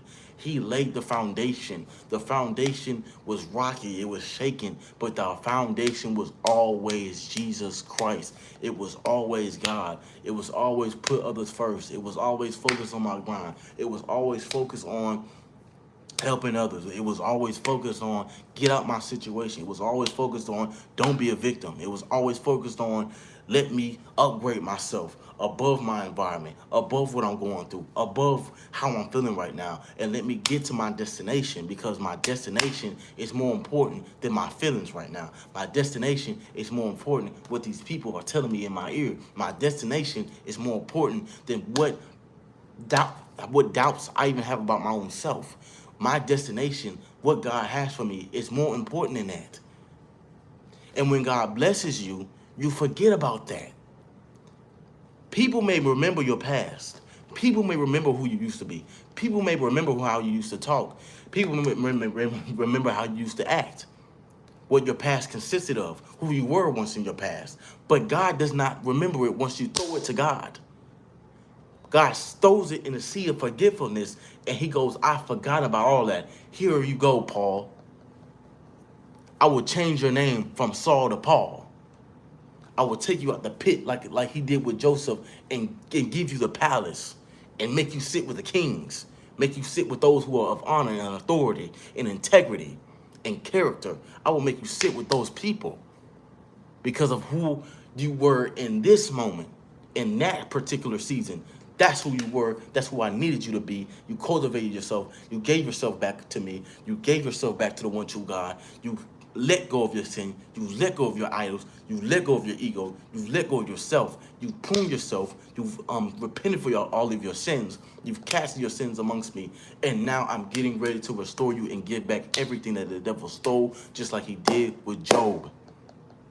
I'm looking at y'all through this camera today, and I'm telling you, I am a living testimony. I'm a living testament to what God can do in your life. Ooh, I'm at 20%. I'm a living testament. I gotta make this quick. I'm a living testament to what God can do in your life. You see it right here, child of God. I'll never stop being that. I never stop pursuing that. I never stop becoming that. In my becoming, I was doubted just like Joseph. In my becoming, I was casted aside just like Joseph. In my becoming, I've also shared my dream to other people just like Joseph. In my becoming, I've also shared dreams and visions with people of the same blood just like Joseph. And I've been mocked too. Feel me? In my becoming, I've also been lied on, just like Joseph was by the Potiphar's wife. Women wanted to sleep, or women wanted to sleep with me, or women wanted to be, be with me, and I knew that they were not my wife. I knew that they were not who I was destined to be with or connected to, and they knew that I wasn't destined to be or connected with them either. That's why they rejected me. But then God was able to usher in someone different. God was able to actually take me and restore me because I was focusing on the wrong things.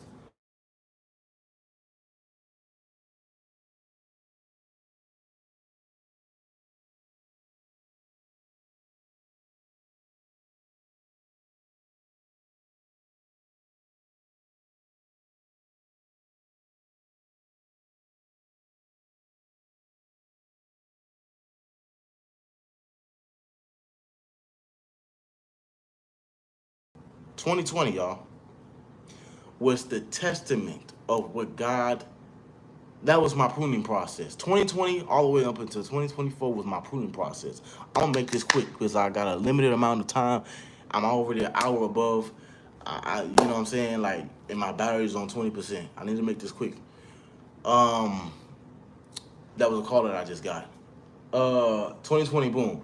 I am working and tending the field just like Joseph, with regular jobs, right?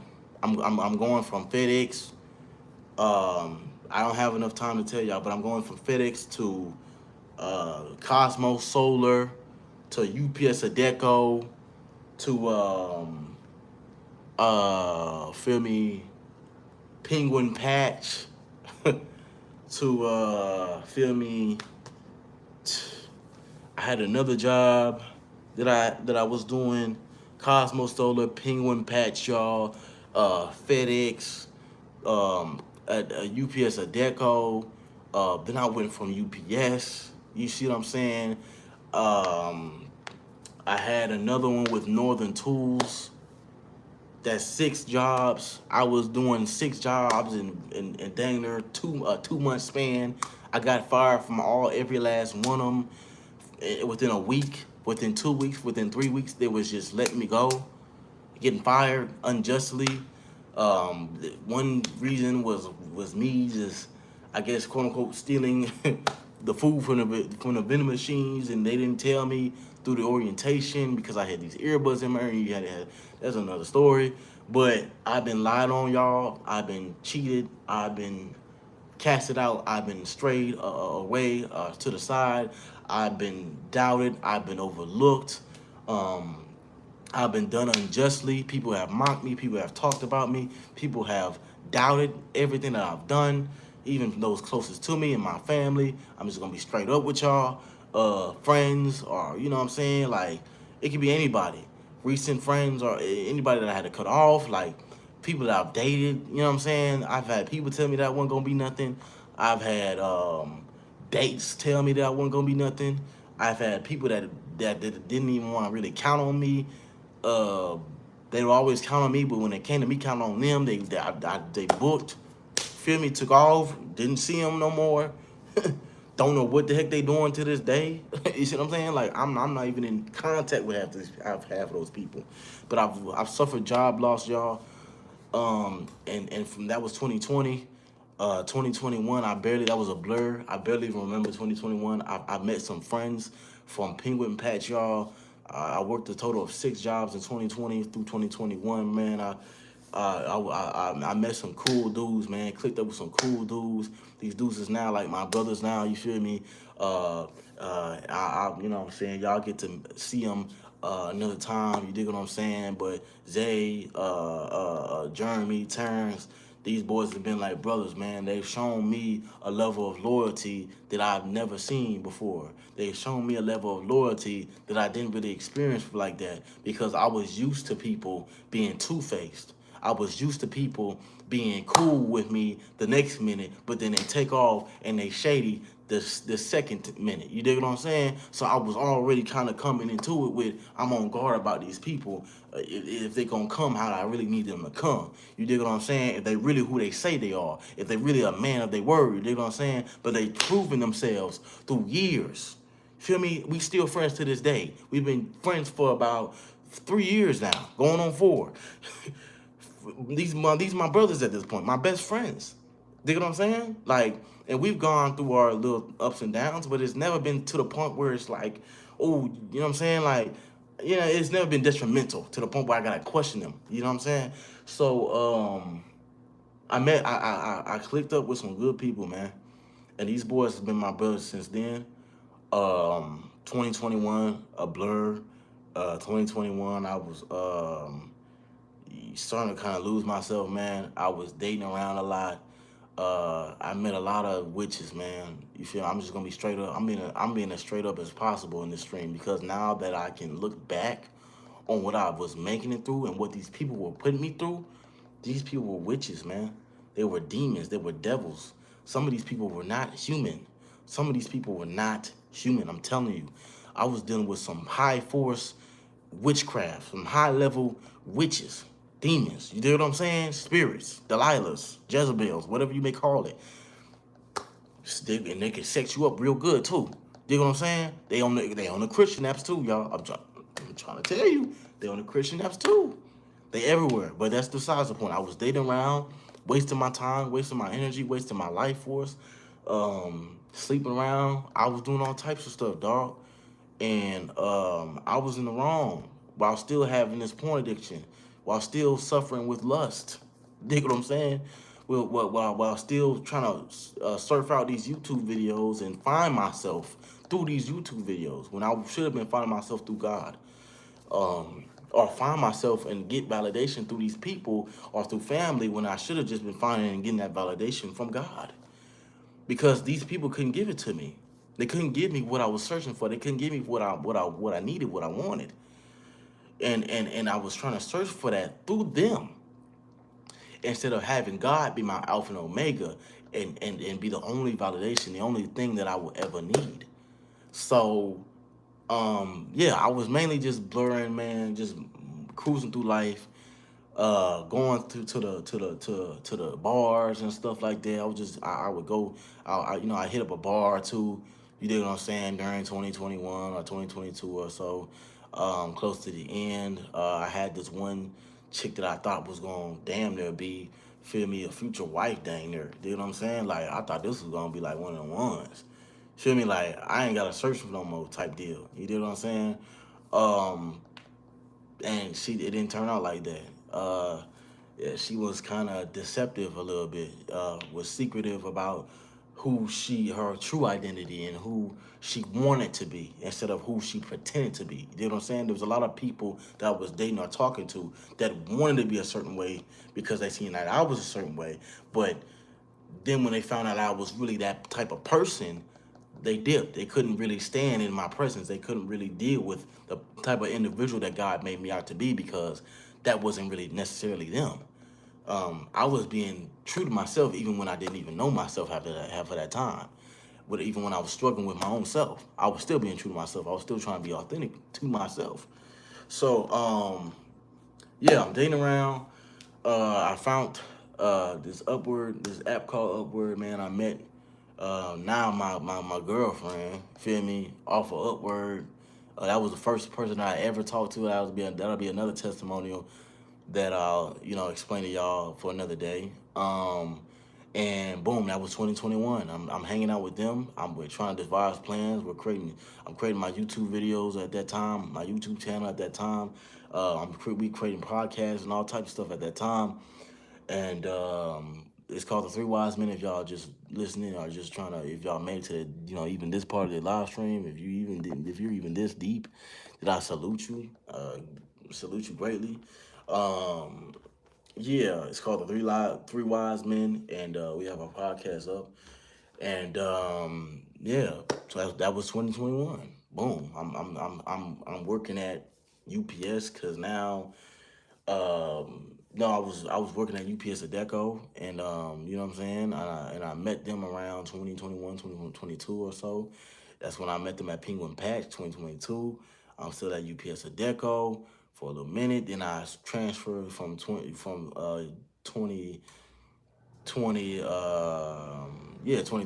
UPS at Deco to 2021. Now I'm with UPS. I'm working over there. I'm going through trials and tribulations on each and every job. Mocking, slander, people getting wild, people trying to get in my face, people pressing me, and all types of stuff, man. I'm going through all types of stuff. Turmoil like I don't know what. Unnecessary turmoil. People talking about me, slandering me. I don't know these folks. I don't even open my mouth to speak to have these folks.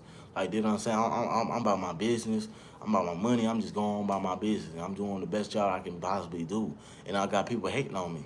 I got people trying to get at me. You know what I'm saying? For no reason.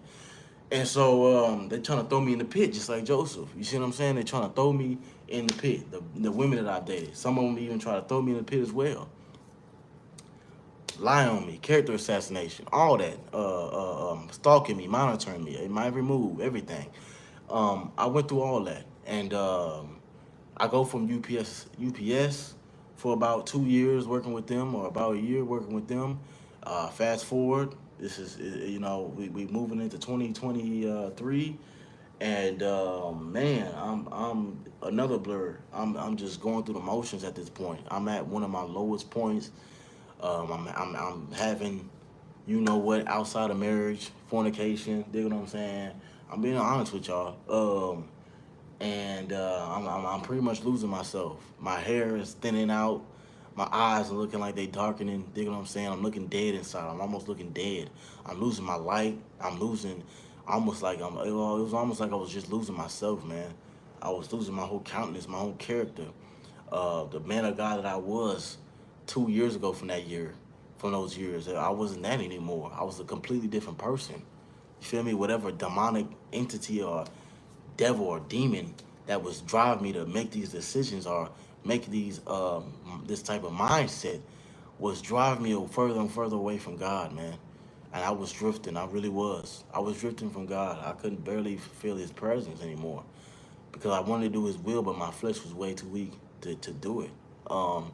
And so, yeah, my hair is thinning out. Everything is just going wrong, man.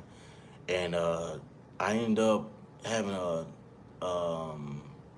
tooth decay or a disease going on with a toothache in my mouth. And this was like Job. You know what I'm saying? I'm going through suffering and turmoil, and I'm losing everything. You see what I'm saying? And now I'm getting ready to even lose a tooth. You see what I'm saying? Because my teeth start bugging the hell out of me at the beginning of the year, and my whole face gets to swelling up and everything, dog. Like before I even entered into that year, I lost my car. They had took the keys from my car. This is my first miracle, my first testimony, my first thing that happened to me that was good out of the whole years or months or days of me going through whatever the hell I was going through, and now my blessing gets taken away from me, just like Job, right? And now I'm having to pray to God. I'm having to get back right with God. I'm having to get rid of the distractions. I'm having to get rid of these demonic, people, energy vampires, whatever you call it. And I'm having to drown out their voices and get rid of the contact with these demonic people, because they're driving me as well from God, because they're not even all the way firm with their faith either. And neither was I, but it didn't help me at all. It didn't help me at all. So I ended up being distracted after a while. And through these distractions sent through the devil by the devil, um, he's sending me my type.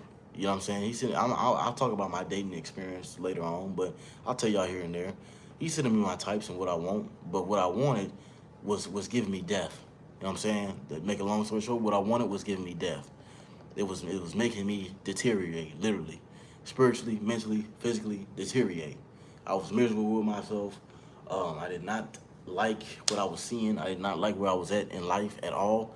I was not in a good mental space at all. Maybe I was I wasn't. I wouldn't say I was depressed, but I would say I was oppressed. I was definitely oppressed, if anything. And the spirit of oppression was just all over me, man. It was just nothing but just chaos, drama with the family, drama with my older brother, him moving right back to Houston after a outing at Thanksgiving, and then my aunt Vivian, you know what I'm saying, she ends up passing away. Feel me? My Me and my parents get the button heads around that time. Uh, it's household drama and chaos going on, and feel me, it's things going on with my father, and it's things going on with my mama, his and her health. Dig what I'm saying? It's things going on with our health during that time, and it's just a whole lot of turmoil, man. It's a whole lot of pain. It's a whole lot of anger going on, man. You see what I'm saying? And it's no release. It's no release.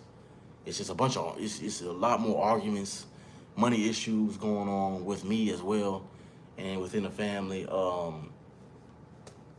It was just a lot going on, and I wish I could explain it all to y'all in such a short amount of time, but I can't. Um, but to make a long story short, yes, that's all going on during 2022, heading into 2023, and you know, I say it was a pivotal moment where I thought I was gonna move to Houston. See what I'm saying? I thought I was gonna be the one to move to Houston. See what I'm saying? Like it was getting that bad to the point where I thought I was gonna get up, pack my stuff, and move to Houston because it was getting so bad to the point where the living condition was not livable anymore. You know what I'm saying? Like it wasn't livable. I'm just being straight up.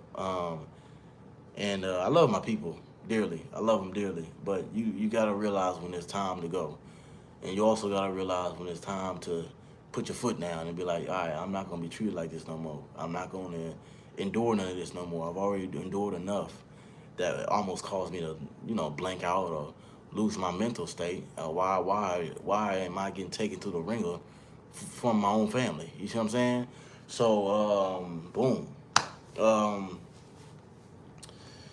a lot of things were said, a lot of things were done, a lot of things were just highlighted during that time that it made me kind of realize, okay, the honor or the respect or whatever that may be is just simply not there. I still love them dearly. You feel me? I'ma still reach out to them. I'ma still give honor and respect where respect and honor is due. You know what I'm saying? I'm not gonna disrespect them, but I also realize where distance needs to be drawn out. That's not just with them, but that's with the some of the other family as well. Love them as well. You know what I'm saying? Like it's no bad blood. It's just during my pit moments. You see what I'm saying? During those pit moments, just like we read with Joseph, there was a lot of handouts that I didn't get. You see what I'm saying? There was a lot of things that were said. There was a lot of things that were done during those pivotal moments where I really needed help, where I genuinely needed a handout. And it seemed like no one kind of just wanted to reach a hand. So, but I will say my parents did come through for me in some areas and avenues. But when it came to those pivotal moments, man, God was the one that really reached down and gave me that handout. God was the one that really reached down and gave me a blessing. You feel me? And bless me with good people, and bless me with a better environment, or bless me with a good mental state. Got me out of a mental state, or even in your mental, there's a certain environment that you carry even in your mental mind. He got me out of all of that. And to make a long story short, yeah, man, I was losing myself during that time. And I had to realize, man, what am I doing with my life? Who am I becoming? Am I even making God proud? Am I a hypocrite? Am I a lukewarm Christian? Am I even doing the things of God that I've been called to do, that God wants me to do? And I'm not doing it. I'm simply not doing it, man. And I'm disappointed. I'm letting people down. I'm letting myself down. I'm letting God down because although people may talk about my faith, although people may talk about my belief system in God, these people also depend on me to believe in God. They also depend on me to depend on God. You get what I'm saying? Because God is not only helping me out, but God is also helping them out through me. I'm only a vessel, right? So, yes, man, all these things are just turmoil on turmoil. It's just going on. And I'm having to endure with patience. And I'm having to get out of this pit that I was in, right? Just like with Joseph. And yeah, man, I'm getting talked about. I'm getting persecuted. And all these things are happening to me, even on my job.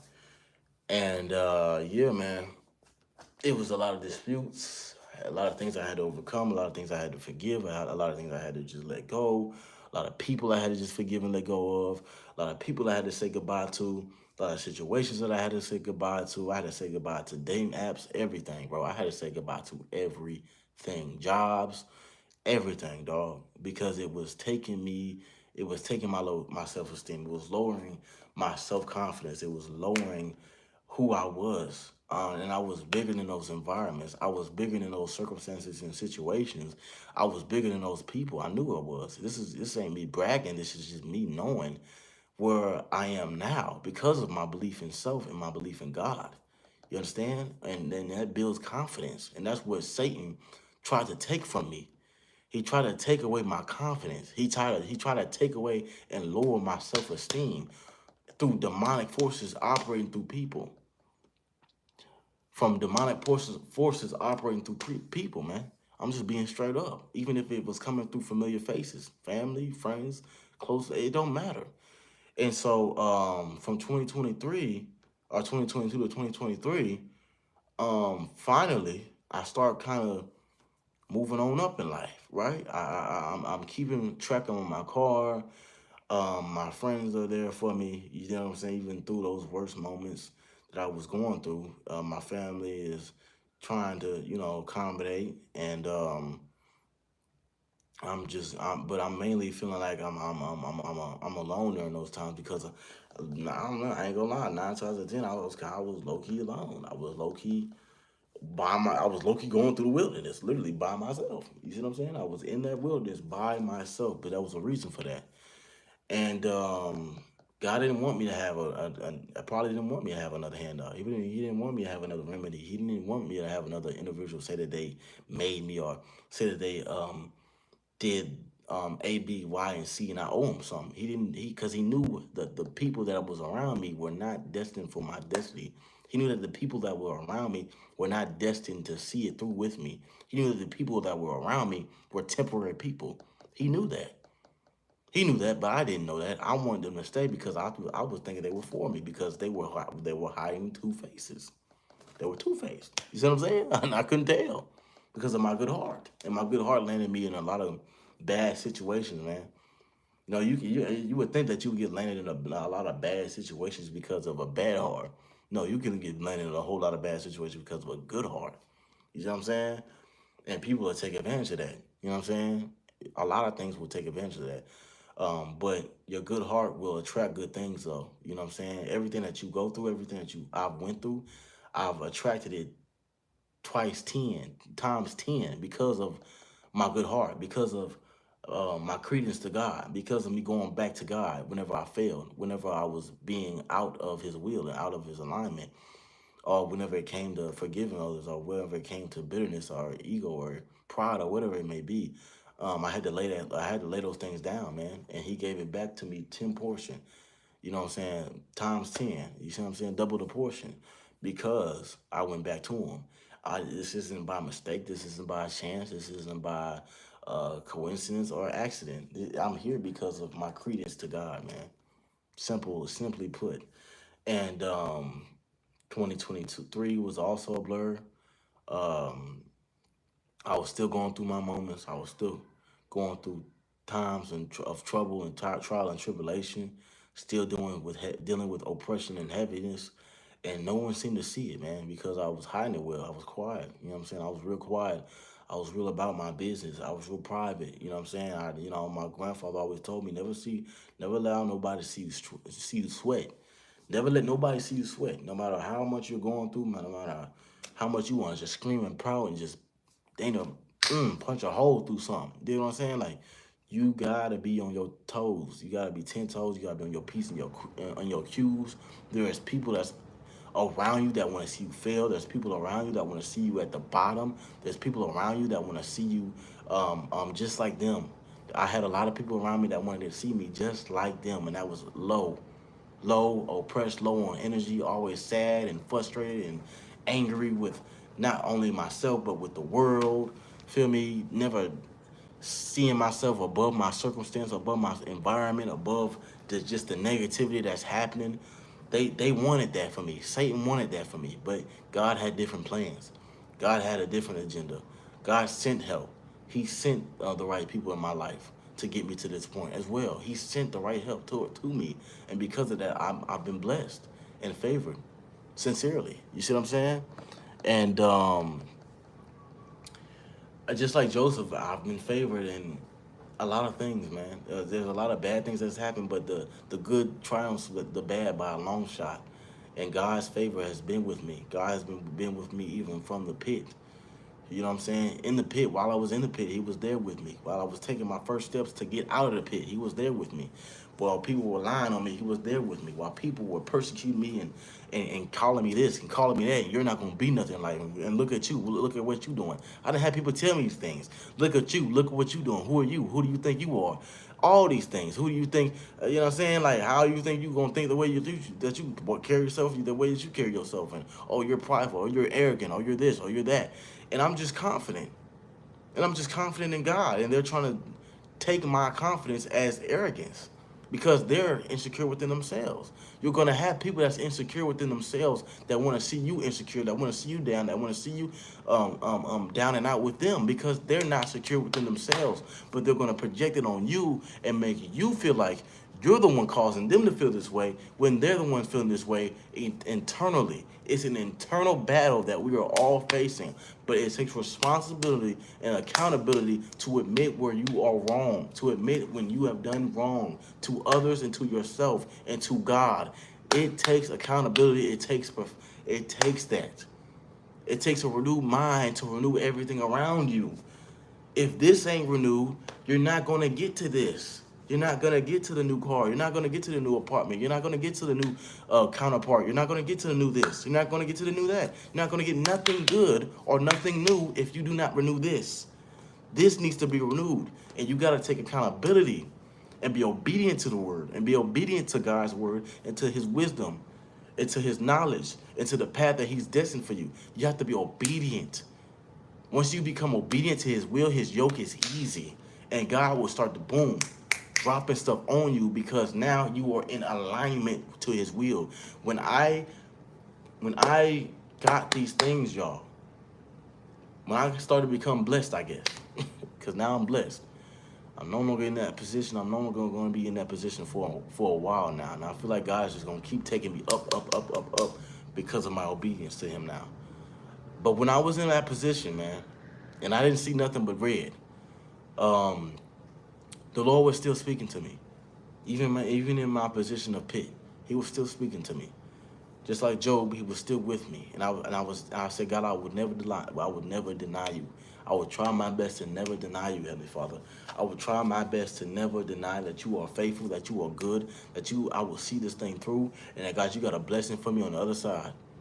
There was times where I didn't think I was going to get blessed. There was times where I think I didn't think I was gonna be the one on the winning side. I didn't think I was gonna be the one with the new this or the new that or the promotion or the this or the that or the more money. I didn't think that because I was going through so much, and then I was listening to other people tell me who they wanted me to be in my ear, instead of me listening to God, man, and obeying God on what He told me and who He told me I was.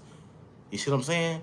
And so by me obeying God, now that's placed me in my rightful position, the position that God's always seen me in, the position that God's always seen me in. Now I'm in that because of my obedience and credence. And I said, God, if your will be done in my life, let your will be done in my life. Not my mom and daddy will, not my brother's will, not my auntie will, not my cousin will, not my friends will, not my favorite celebrities will, not the government's will, not the world's will. No, God, let your will be done in my life. God, I give everything up for you. I give everything up that I have for you. If I lose all of this today, God, I know that I got you. I know that you are with me. I know I'll gain it right back if I lose it. Double the portion. I know I'm going to get it right back. You see what I'm saying? Because of my favor. Because of my faith in you. And that's what he did, man. That's what he did. He turned my whole life around. 360. 360, y'all. Me giving y'all those words, all those videos, man, during that time, you wouldn't believe what I was going through during that time. To even be able to even muster up the strength or the attitude or the perseverance to even do that. I was tired, man. I felt like even at the beginning of the year, my heart was damn near giving out on me. I was cold, like my veins was, it's like the blood in my heart wasn't pumping right. It's all types of stuff. It's stuff that people didn't even know what was going on with me that was going on. You see what I'm saying? And I elevated above all of that. He restored my lungs. He restored my health. I got my strength back. I got my muscle. You see what I'm saying? Look at that. Look at that. I got my muscle back. You know what I'm saying? I'm in the gym now. I got my health back. Feel me? I got my word back. I got my strength back. I got my joy back. I got my confidence back.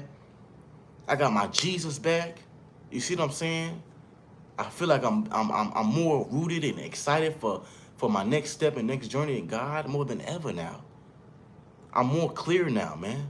I'm more confident. I'm more stern about who I am now.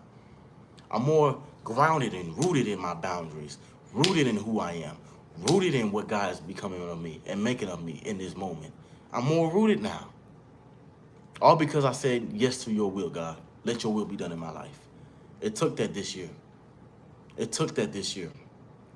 It took me saying no to everything, man. No to the women, no to the sex, no to the lust, no to the temptation, no to the porn, no to the bad friends, no to the bad outlets, the bad mental, the bad physical, the bad emotional. It took me saying no to even people that was closest to me, man. It took me saying no to a lot of things. You have to give up your life for his life, for his will, for your life. You have to give it up. If you want to see better for your life, if you want to see more in your life, you have to give up your will or you will stay in the same predicament. I am not speaking just because, you know what I'm saying, I just want to speak. No, I'm speaking because of experience. I was not moving forward unless I gave that stuff up. I'm telling y'all, I was not going to move forward. I was going to stay in that predicament. I was going to stay with those people. I was going to stay with those women. If I didn't say no, if I didn't choose me, if I didn't say no to the club or the drink or the smoke or, you feel me, the bad mindset, you know what I'm saying, the bad mental, the bad women, all this, I wasn't going to elevate to this point. I wasn't. I was going to stay there and probably die there, literally. See what I'm saying? So I got out of the pit, man. I'm here today to tell y'all that I got out of the pit by God's grace and God's favor and his mercy. I'm out of the pit and I'm in the palace. This is the palace. This is my palace. It's small, it's little, but to me, this is my palace, man. And I worked hard to get here, man. 2024 has been a miracle working year for me, man. Job loss, family issues, diseases, illnesses, all types of stuff, man. All of that. I overcame all of that, literally, man. Addictions, overcame it.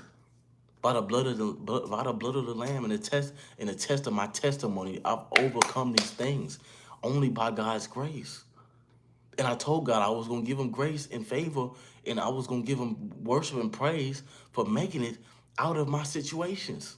And here I am today. And I'm giving God glory and praise for making it out of my situation because it was by his grace and his mercy. I said, God, if you're real, reveal yourself to me in these situations and through my circumstances and my trials and tribulations. If you're truly real, if you're the God of Abraham, Isaac, and Jacob, if you're the God of Elijah, if you're the God of Joseph, if you're the God of David, if you're the God of Moses, reveal to me who you are.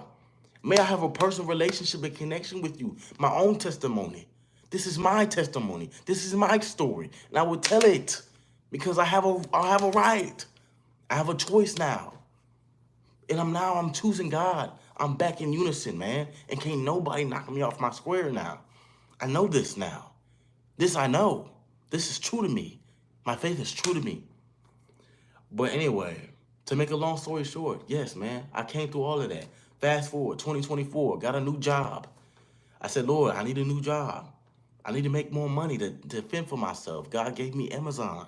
He blessed me with Amazon. I complain about Amazon a lot, but it was a blessing. It still was. It still is. I'm still at that job. I hope he blesses me with another good job.